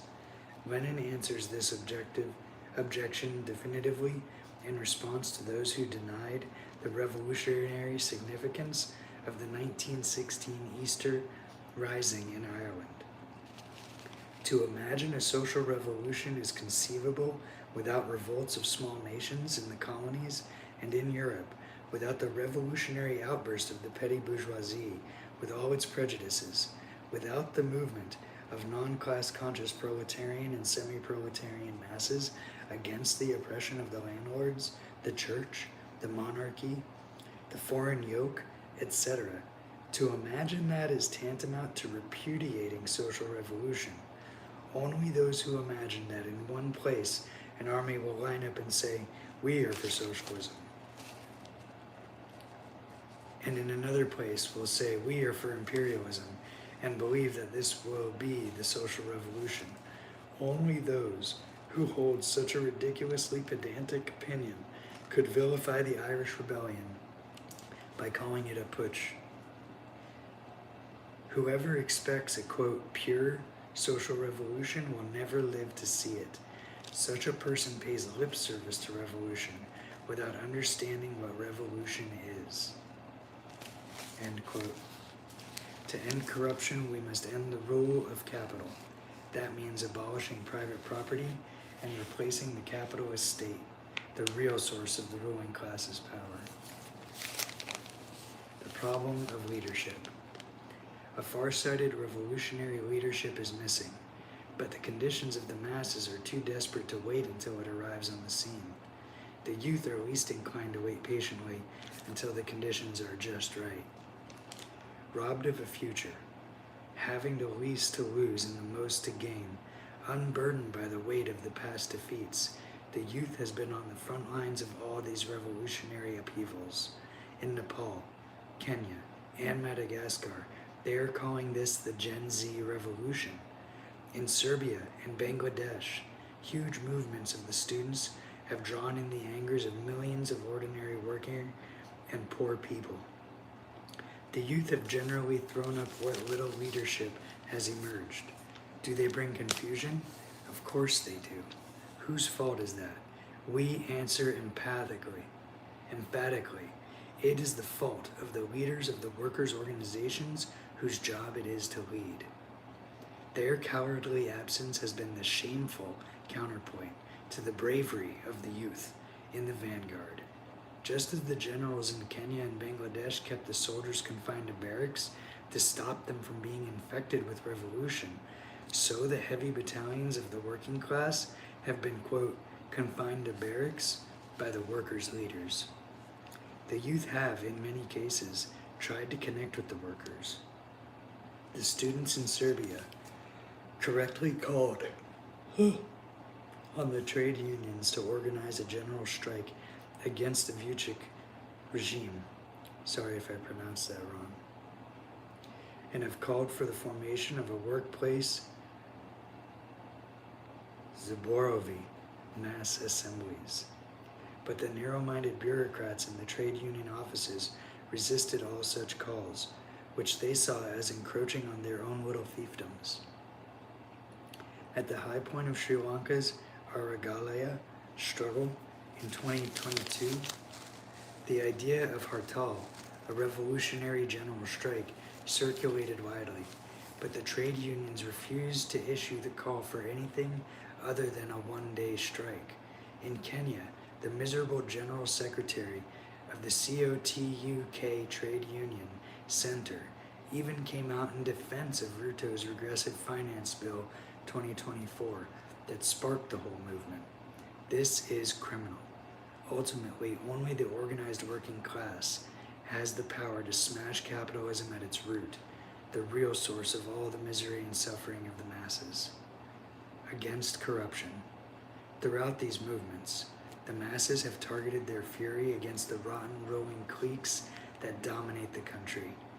Rajapaksa's clique in Sri Lanka, Hasina's in Bangladesh, Ruto's in Kenya, the rulers and their Nepo kids in Nepal, the politicians giving themselves huge praise raises, Vucic and his thugs in Serbia, etc. Above all, the masses are striking in the first instance against corruption. Many skeptics point to this to dismiss the movements. A real revolution, they say, would be against capitalism, not corruption. But corruption is only the most potent and extreme symptom of all the rottenness of the capitalist system. For their part, Western commentators point to corruption as an unfortunate feature of the so-called Third World and the cause of underdevelopment. They do so to cover the tracks of imperialism, the foremost cause of poverty. But similar corruption is rife in all capitalist countries, not least of all in the US or Europe. Consider the crime of the Novi Sad canopy collapse in Serbia and the Tempe rail disaster in Greece, which brought huge masses onto the streets. In both cases, corrupt politicians are to blame. They count the cash made through corrupt deals, while the poor count their dead from disasters. The masses are filled with a deep sense of injustice, hatred, and indignation when they see the staggering wealth around them being siphoned off by a corrupt elite. They show the right instinct in striking at these corrupt gangsters. Ultimately, however, if these people are booted out, others simply take their place. To end corruption, we must end the rule of capital, and that means abolishing private property and replacing the old capitalist state, which constitutes the real source of the ruling class's power. Hatred of all parties. There is a feeling throughout these movements that not just the present ruling clique, but all politicians and parties are to blame. In most cases, the so-called opposition has proved to be no less rotten. They aren't just despised for their corruption. The very fact that they participate in the same hated parliamentary game and speak the same language laden with lies taints the opposition along with the incumbents. Thus, in Sri Lanka, alongside the slogan "Go Home Gota," targeting President Gotabaya Rajapaksa, the masses raised the slogan "Go Home 225," out with all 225 members of parliament that make up the parliament. In Kenya, the youth refer to the MPs as MPigs, quite right. While legislating to make the poor poorer, they all have their snouts buried in the trowel.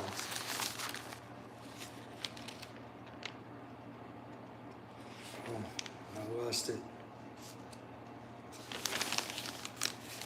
In the trowel of parliamentary expenses and privileges. The Kenyan youth want nothing to do with Ruto, but neither do they want anything to do with opposition leaders like Odinga, who was soon to be found cowering in fear from the revolutionary youth. Their slogan, tribeless, leaderless, partyless, captured a very healthy instinctive rejection of all those tribal capitalist gangs that are called political parties in Kenya. But if all the existing parties are tools of this or that corrupt faction of the ruling class, does that mean that the workers and youth can do without a party full stop? It does not. The situation cries out for a party and leadership of their own that represents their interests. Unfortunately, the so-called left-wing parties are just often as corrupt as the right-wing parties. This rottenness isn't simply the product of some moral deficit, but has its roots in false theoretical principles. Reactionary Stalinist stagism. Particular blame must be placed upon Stalinism and its poisonous stagist theory. This has led many parties of the quote left to align themselves with the worst, most rotten elements of the ruling class. According to that theory, the most pressing tasks in underdeveloped countries are not socialist, but bourgeois democratic tasks. There is an element of truth in this. One of the most pressing desires of the masses in backwards capitalist countries is to break the brutal and arbitrary rule of the present regimes. They want to breathe freely. They want democratic rights. But from this premise that the revolution is faced with certain bourgeois democratic tasks, Stalinism's, quote, two-stage theory concludes that we must hunt for a, quote, progressive wing of the bourgeoisie to lead a capitalist revolution. Only after years of capitalist development, the first stage, would the country eventually become ripe for socialism, the second stage. There is one small fly in the ointment. There is no such progressive wing of the capitalist class in any country today. It is a parasitic class, completely dependent on imperialism. It is terrified of the revolutionary masses, especially the working class. In the hunt for a progressive bourgeoisie, the Stalinists have found themselves clinging to the coattails of one rotten clique after another. The so-called Communist Party of Bangladesh had, over decades, supported the Awami League of Hasina and her father Mujib. They painted the Awami League as progressive, defenders of Bangladeshi national liberation, and justified their ongoing support on the grounds that the secular Awami League was a lesser evil to the religious fundamentalists of Jamaat-e-Islami. Now, they share in Hasina's discredit, seeding the ground for the Jamaat-e-Islami reactionaries to present themselves as the regime's opposition. With no revolutionary party linking the question of corruption to capitalism as a whole, the Islamists stepped forward and began talking about fighting corruption themselves. These reactionaries divert blame toward other supposed causes, like a lack of morals or piety. Perhaps the most damning indictment of Stalinist stagism is to be found in Nepal. After a decade-long insurgency, Stalinists of the Maoist variety were thrust to power in 2006 on the back of a revolutionary wave. What did they do? They immediately signed a common 12-point agreement with the openly bourgeois parties like the Nepali Congress Party. The country has been governed by coalitions of so-called communists with these capitalist politicians ever since. Their justification was that all progressive, anti-feudal forces had to unite to suppress the monarchy and build a republic. This would lead to development of Nepali capitalism, which, at a certain stage, would lay the basis for a socialist revolution in an indefinite future. But between 2008 and 2005, no progress has been registered.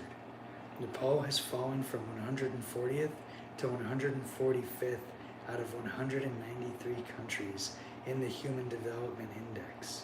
Thousands of youth flee poverty every year to work abroad. 1/3 of the country's GDP is made up of remittances. Having administered the state on behalf of the capitalist class for a decade and a half, the Maoists' own politicians have become the subject of the masses' hatred.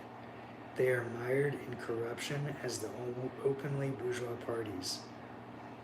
Robbed of a future, having the least to lose and the most to gain, unburdened by the weight of past defeats, the youth has been on the front lines of all these revolutionary upheavals. But among the Nepo kids, whose ostentatious wealth sparked the recent events, who do we find? Smita Dahal, flaunting handbags worth many times the average monthly salary of a Nepali worker. His grandfather is none other than Chairman Prachanda, the former leader of the Maoist guerrillas. Color revolutions? Among the advocates of the new multipolar world, many hold the view that we are witnessing the opposite of revolution. They say these are counter-revolutions or color revolutions, that is, shadowy conspiracies by Western intelligence agencies to manipulate the masses. The epicenter of the revolutionary wave in South Asia and some of the regimes being shaken lean towards China. This lends credence to the idea that the West is orchestrating regime change. The idea that these are cases of color revolutions is false. Conspiracies do not explain what we are witnessing. A genuine movement of the working class and poor majority entering the scene of history to improve their conditions and take control of their own destiny. That said, without revolutionary leadership, counter-revolution can gain the upper hand. This is only possible because the left is so discredited that they have a power vacuum the reactionaries can attempt to jump into. In these situations, the imperialists can find openings to intervene, and things can degenerate in a very reactionary direction. This is what happened after the heroic Arab Spring in 2011. The working class in Egypt was not able to seize power. The result? Al-Sisi replaced Mubarak, and things are 100 times harder today.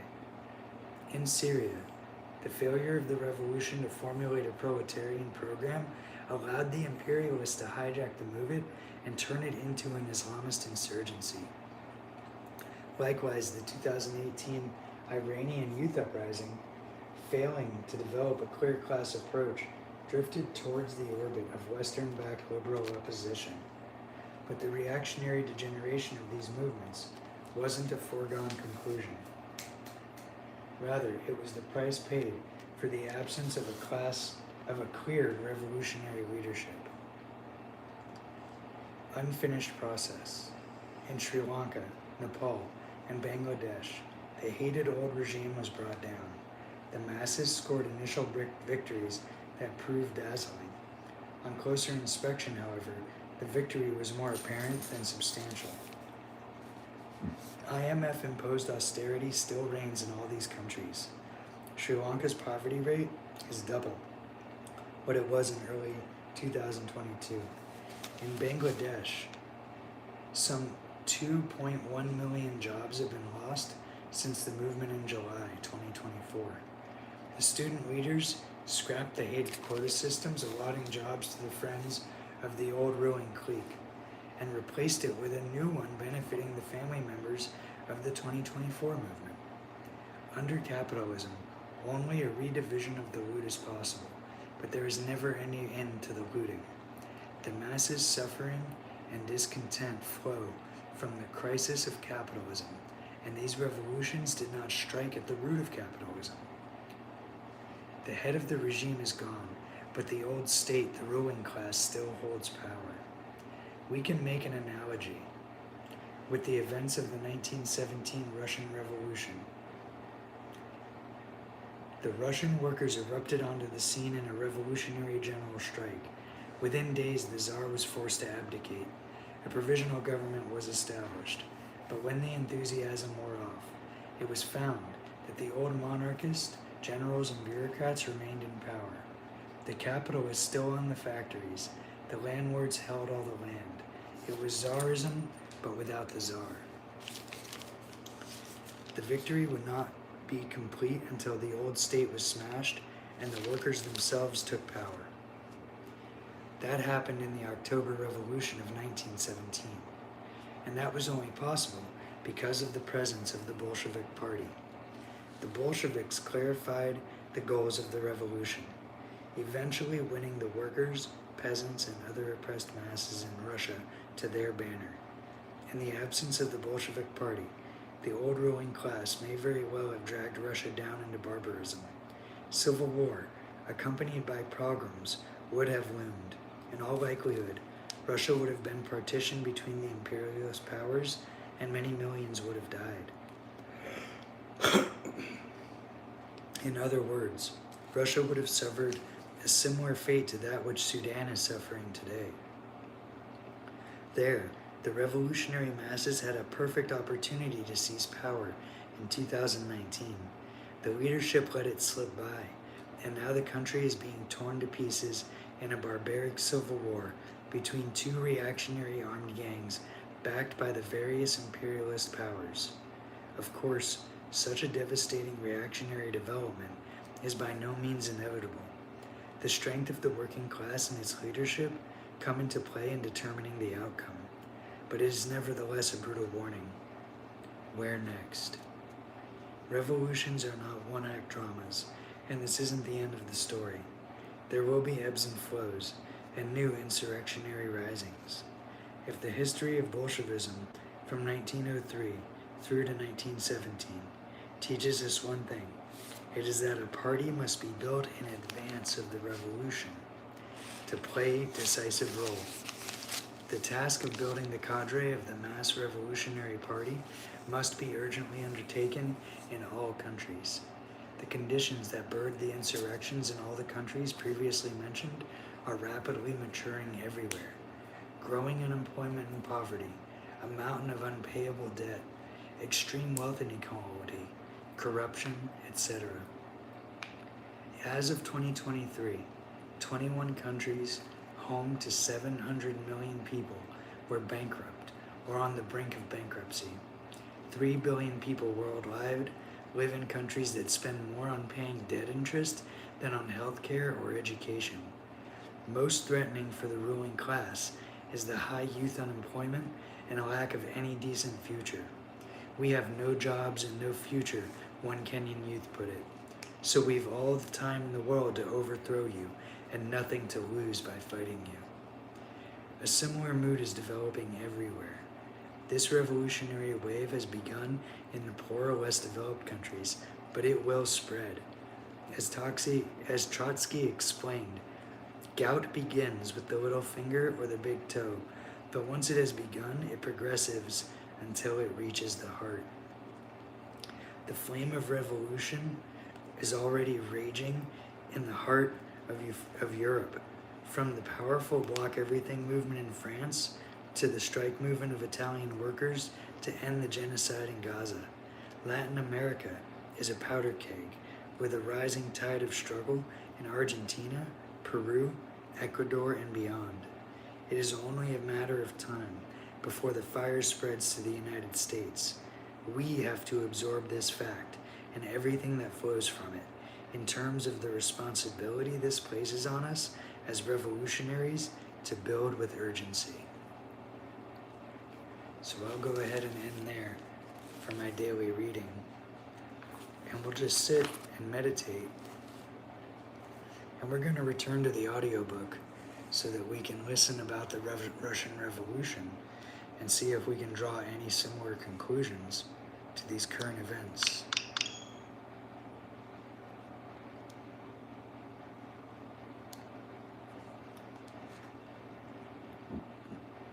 So we're going to sit quietly for 30 minutes, just listening. And then we'll be done for the day. We've done a lot. I worked 8 hours today. After I got off work, I went and ran for 30 minutes, came straight home, started working out my whole body, and then I did yoga.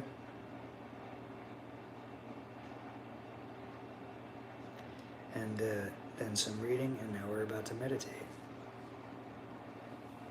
Hey, welcome to Socialism for All. This is Bulbasaur the cat right here with us, by the way. This incidentally proves how wrong are the views of those who befog both their own minds and those of the workers with the question as to what should be done with such outstanding authorities of the Second International as Gezda, Plekhanov, Kautsky, etc. In fact, no such question arises. If these persons fail to understand the new tasks, they will have to stand aside or remain as they are at present, in captivity to the opportunists. If these persons free themselves from captivity, they are hardly likely to encounter political obstacles to return to the camp of the revolutionaries. At all events, it is absurd to substitute the question of the role of individuals for the question of the struggle between trends and of the new period in the working class movement. That's the end of section 7, moving on to section 8. Legal mass organizations of the working class are perhaps the most important feature of the socialist parties in the epoch of the Second International. They were the strongest in the German party, and it was here that the War of 1914-15 created a most acute crisis and made the issue a most pressing one.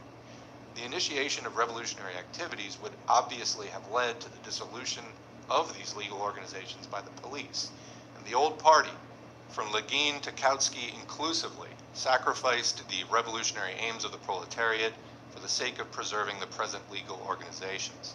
No matter how much this may be denied, it is a fact. The proletariat's right to revolution was sold for a mess of pottage, organizations permitted by the present police law. Take the pamphlet by Karl Legin. And apologies on that, I pronounced that a bunch of different ways. I thought it was French, it's actually German, so I think it's Legin. Couldn't find a pronunciation. Leader of the German Social Democratic Trade Unions, entitled Why Trade Union Officials Must Take a More Active Part in the Internal Life of the Party, 1915. This is a paper read by the author to a gathering of trade union officials on January 27, 1915. In the course of this lecture, Legin read and reproduced in his pamphlet a most interesting document that would not otherwise have been passed by the military censor. This document, the so-called Notes for Speakers in the district of Niederbarnim, a suburb of Berlin, is an exposition of the views of the German left-wing Social Democrats, of their protest against the party. The Revolutionary Social Democrats, says the document, did not and could not foresee a certain factor, viz., quote, that the whole of the organized power of the German Social Democratic Party and the trade unions would take the side of the war government, and that the whole of this power would be used for the purpose of suppressing the revolutionary energy of the masses, unquote. This is the absolute truth.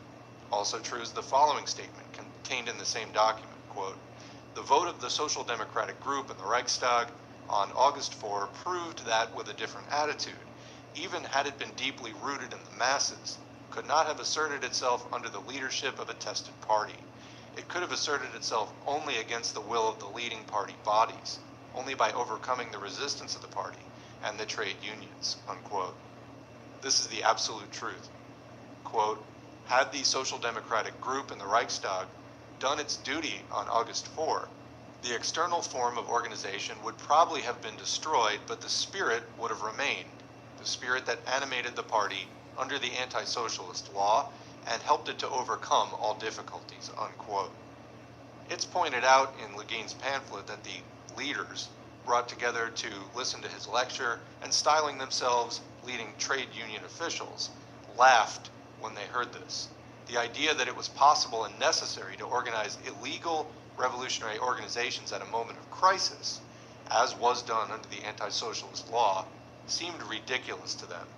Le Guin, that most faithful watchdog of the bourgeoisie, exclaimed, beating his breast, quote, this is obviously an anarchist idea, to wreck the organization in order to bring about a solution of the problem by the masses. There's no doubt in my mind that this is an anarchist idea, unquote. Hear, hear came a chorus of exclamations from the lackeys of the bourgeoisie, who styled themselves leaders of the social democratic organizations of the working class. An edifying picture. People are so degraded and stultified by their bourgeois legality that they cannot even conceive of the need for organizations of another kind, illegal organizations, for the purpose of guiding the revolutionary struggle. So low have people fallen that they imagine that legal unions existing with the permission of the police are a kind of ultima thule, as though the preservation of such unions as leading bodies is at all conceivable in a time of crisis. Here you have the living dialectic of opportunism, the mere growth of legal unions, and the mere habit that stupid but conscientious Philistines have of confining themselves to bookkeeping, have created a situation in which, during a crisis, these conscientious Philistines have proved to be traitors and betrayers, who would smother the revolutionary energy of the masses. This is no chance occurrence. The building of a revolutionary organization must be begun. That is demanded by the new historical situation, by the epoch of proletarian revolutionary action. But it can be begun only over the heads of the old leaders, the stranglers of revolutionary energy, over the heads of the old party, through its destruction. Of course, the counter-revolutionary Philistines cry out anarchism, just as the opportunist Edouard David cried anarchism when he denounced Karl Liebknecht. In Germany, only those leaders seem to have remained honest socialists whom the opportunists revile as anarchists. Take the army of today. It's a good example of organization. This organization is good only because it's flexible and is able at the same time to give millions of people a single will. Today, these millions are living in their homes in various parts of the country. Tomorrow, mobilization is ordered, and they report for duty. Today, they lie in the trenches, and this may go on for months. Tomorrow, they're led to the attack in another order. Today, they perform miracles in sheltering from bullets and shrapnel. Tomorrow, they perform miracles in hand-to-hand combat. Today, their advanced detachments lay minefields. Tomorrow, they advance scores of miles, guided by airmen flying overhead. When, in the pursuit of a single aim and animated by a single will, millions alter the forms of their communication and their behavior, change the place and the mode of their activities, change their tools and weapons in accordance with the changing conditions and the requirements of the struggle, all this is genuine organization. The same holds true for the working class struggle against the bourgeoisie. Today, there is no revolutionary situation. The conditions that cause unrest among the masses or heighten their activities do not exist. Today, you're given a ballot paper. Take it, learn to organize so as to use it as a weapon against your enemies, not as a means of getting cushy legislative jobs for men who cling to their parliamentary seats for fear of having to go to prison. Tomorrow, your ballot paper is taken from you, and you're given a rifle or a splendid and most up-to-date quick-firing gun. Take this weapon of death and destruction. Pay no heed to the mawkish snivelers who are afraid of war. Too much still remains in the world that must be destroyed with fire and sword for the emancipation of the working class. If anger and desperation grow among the masses, if a revolutionary situation arises, prepare to create new organizations and use these useful weapons of death and destruction against your own government and your own bourgeoisie. That's not easy, to be sure. It'll demand arduous preparatory activities and heavy sacrifices. This is a new form of organization and struggle that also has to be learned, and knowledge is not acquired without errors and setbacks. This form of the class struggle stands in the same relation to participation in elections as an assault against a fortress stands in relation to maneuvering, marches, or lying in the trenches. It is not so often that history places this form of struggle on the order of the day, but then its significance is felt for decades to come. Days on which such method of struggle can and must be employed are equal to scores of years of other historical epochs. Compare Karl Kautsky and Karl Legien. Kautsky writes, quote, "As long as the party was small, every protest against war had propaganda value as an act of bravery. The conduct of the Russian and Serbian comrades has met with general appreciation. The stronger a party becomes, the more are the propaganda considerations and the motives of its decisions interwoven with the calculation of practical consequences. The more difficult does it become to give due regard equally to both motives, and yet neither of them must be neglected. Therefore, the stronger we become, the more easily differences arise between us in every new and complex situation." Unquote. These arguments of Kautsky's differ from Legien's only in that they are hypocritical and cowardly. In substance, Kautsky supports and justifies the Legien's despicable renunciation of revolutionary activities, but he does so stealthily without committing himself. He makes shift with hints and confines himself to complimenting both Legien and the revolutionary behavior of the Russians. We Russians are used to witnessing this kind of attitude toward revolutionaries only among the liberals. The latter are always ready to acknowledge the courage of the revolutionaries, but at the same time they will on no account renounce their ultra-opportunist tactics. Self-respecting revolutionaries won't accept Kautsky's expressions of appreciation and will indignantly reject such a presentation of the question. Were there no revolutionary situation? Were it not obligatory to propagate revolutionary action? The conduct of the Russians and Serbians would be incorrect, and their tactics would be wrong. Let such knightly persons as Legien and Kautsky at least have the courage of their convictions. Let them say this openly.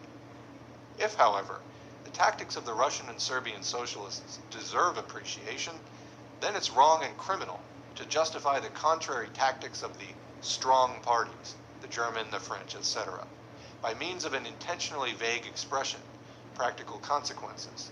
Kautsky has concealed the plain truth that the great and strong parties were frightened by the prospect of their organizations being dissolved, their funds sequestered, and their leaders arrested by the government. This means that Kautsky justifies betrayal of socialism by pleading the unpleasant practical experiences that follow from revolutionary tactics. Is this not a prostitution of Marxism?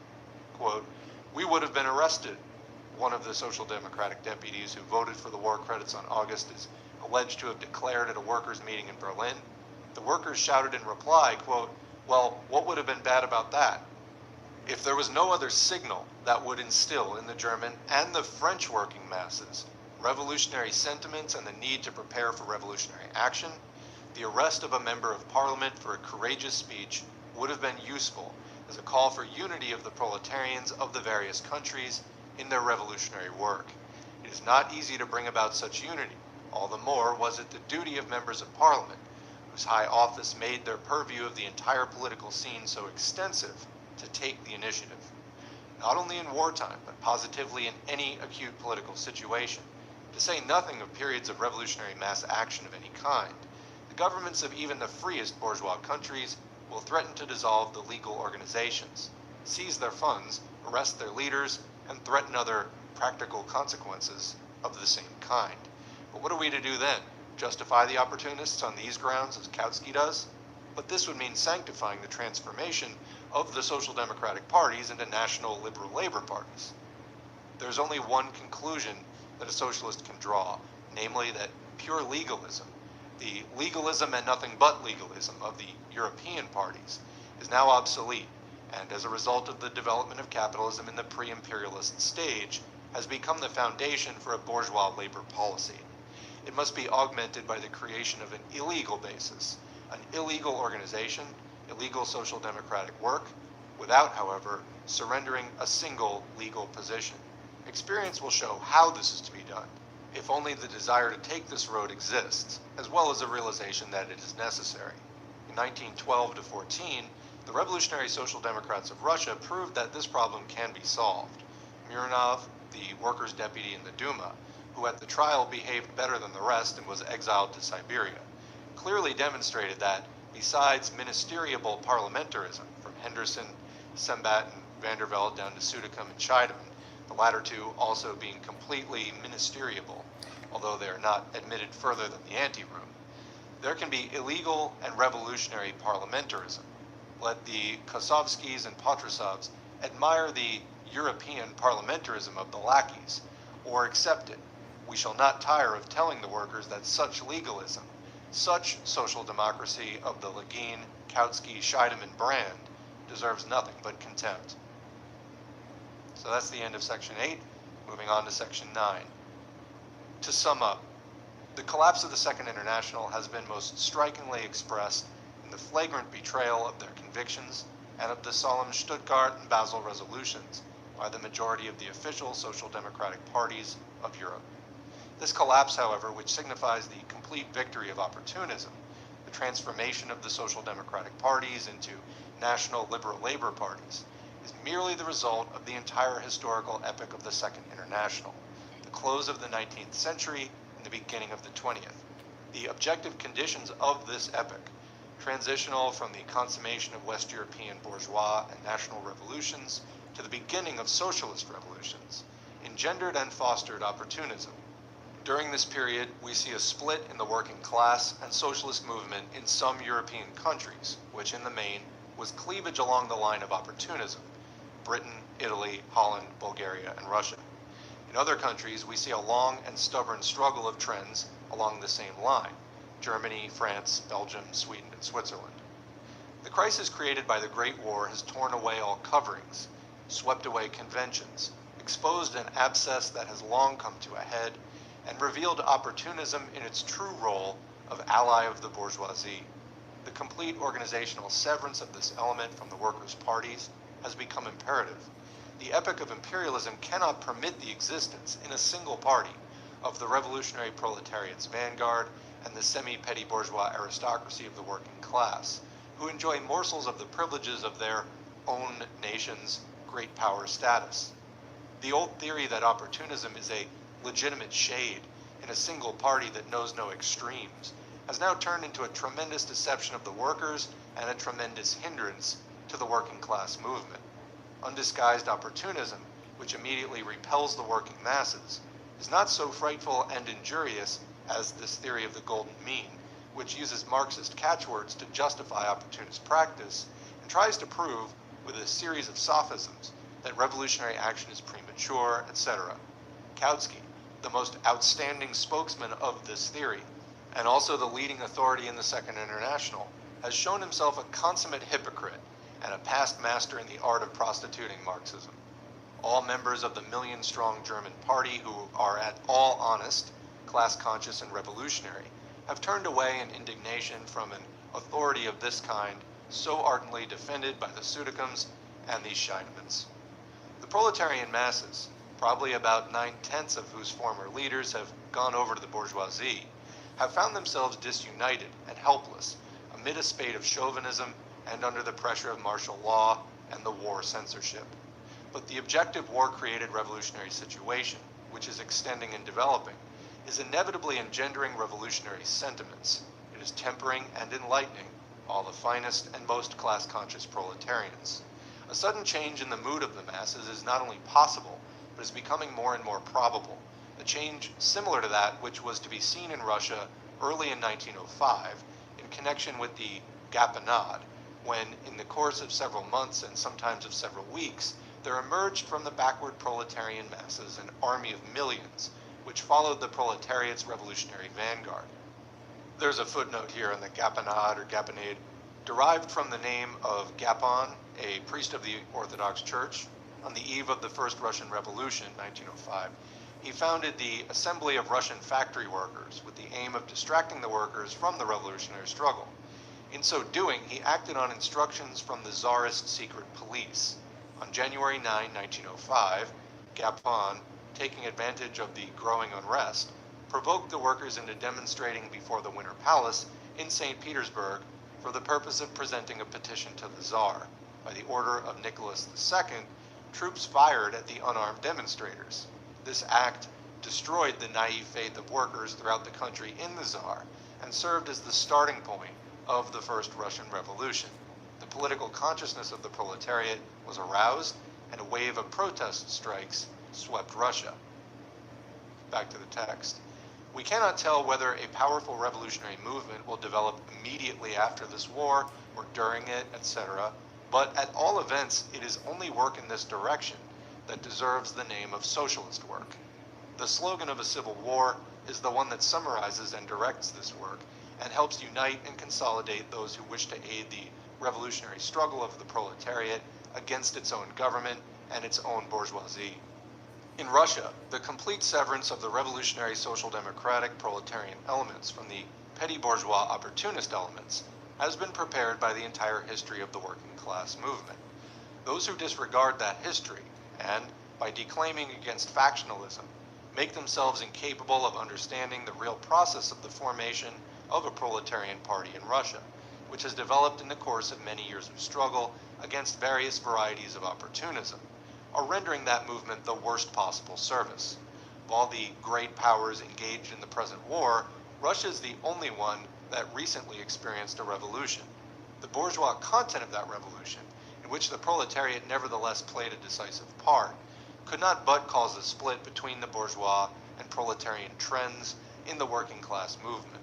In the approximately 20 years, 1894 to 1914, that Russian social democracy has existed as an organization linked with the mass working class movement, and not only as an ideological trend, as in 1883 to 94. There was a struggle between the proletarian revolutionary trends and the petty bourgeois opportunist trends. The economism of 1894 to 1902 was undoubtedly a trend of the latter opportunist kind. And there's a footnote on economism. Economism is basically just the struggle for better pay and conditions, divorced from revolutionary aspirations. Basically, it is trade union consciousness. Continuing. A number of its arguments and ideological features, the Struvist distortion of Marxism, references to the masses in order to justify opportunism, and the like, bear a striking resemblance to the present vulgarized Marxism of Kautsky, Kuhnau, Plekhanov, etc. It would be a very grateful task to remind the present generation of social democrats of the old Rабочая мысль and Rабочее дело as a parallel to the Kautsky of today. And there's a footnote there, two of them actually. Rабочая мысль, Workers' Thought, was a paper of The Economists. It was published from 1897 to 1902. In his Iskra articles and his book What is to be Done, Lenin criticized Rабочая мысль views as a Russian variety of international opportunism. And to be noted, we have a number of early articles from Iskra here on the channel, as well as What is to be Done as audiobooks at Socialism for All. The other footnote is Rабочее дело, or the Workers' Cause. This was a journal, again, of The Economists, an organ of the Union of Russian Social Democrats Abroad. It was published at irregular intervals in Geneva from 1899 to 1902. These were the YouTube channels of the day, if you like, or obviously newspapers. Lenin criticized the views voiced by the Rабочее дело group in a number of articles published in Iskra and in his book, What is to be Done. Back to the main text. The Menshevism of the next period, 1903 to 1908, was its direct successor, both ideological and organizational, speaking of economism. During the Russian Revolution, Mensheviks pursued tactics that objectively meant the dependence of the proletariat upon the liberal bourgeoisie and expressed petty bourgeois opportunist trends. When, in the ensuing period, 1908 to 14, the mainstream of the Menshevik trend produced liquidationism, the class significance of that trend became so apparent that the best representatives of Menshevism were continually protesting against the policy of the Nasha Zarya group. It is that very group the only one which, during the past 5 or 6 years, has conducted systematic work among the masses in opposition to the revolutionary Marxist party of the working class, that has proved to be social chauvinist in the war of 1914 to 15. And this in a country where absolutism still exists. The bourgeois revolution is far from consummated, and 43% of the population oppresses a majority consisting of non-Russian nations.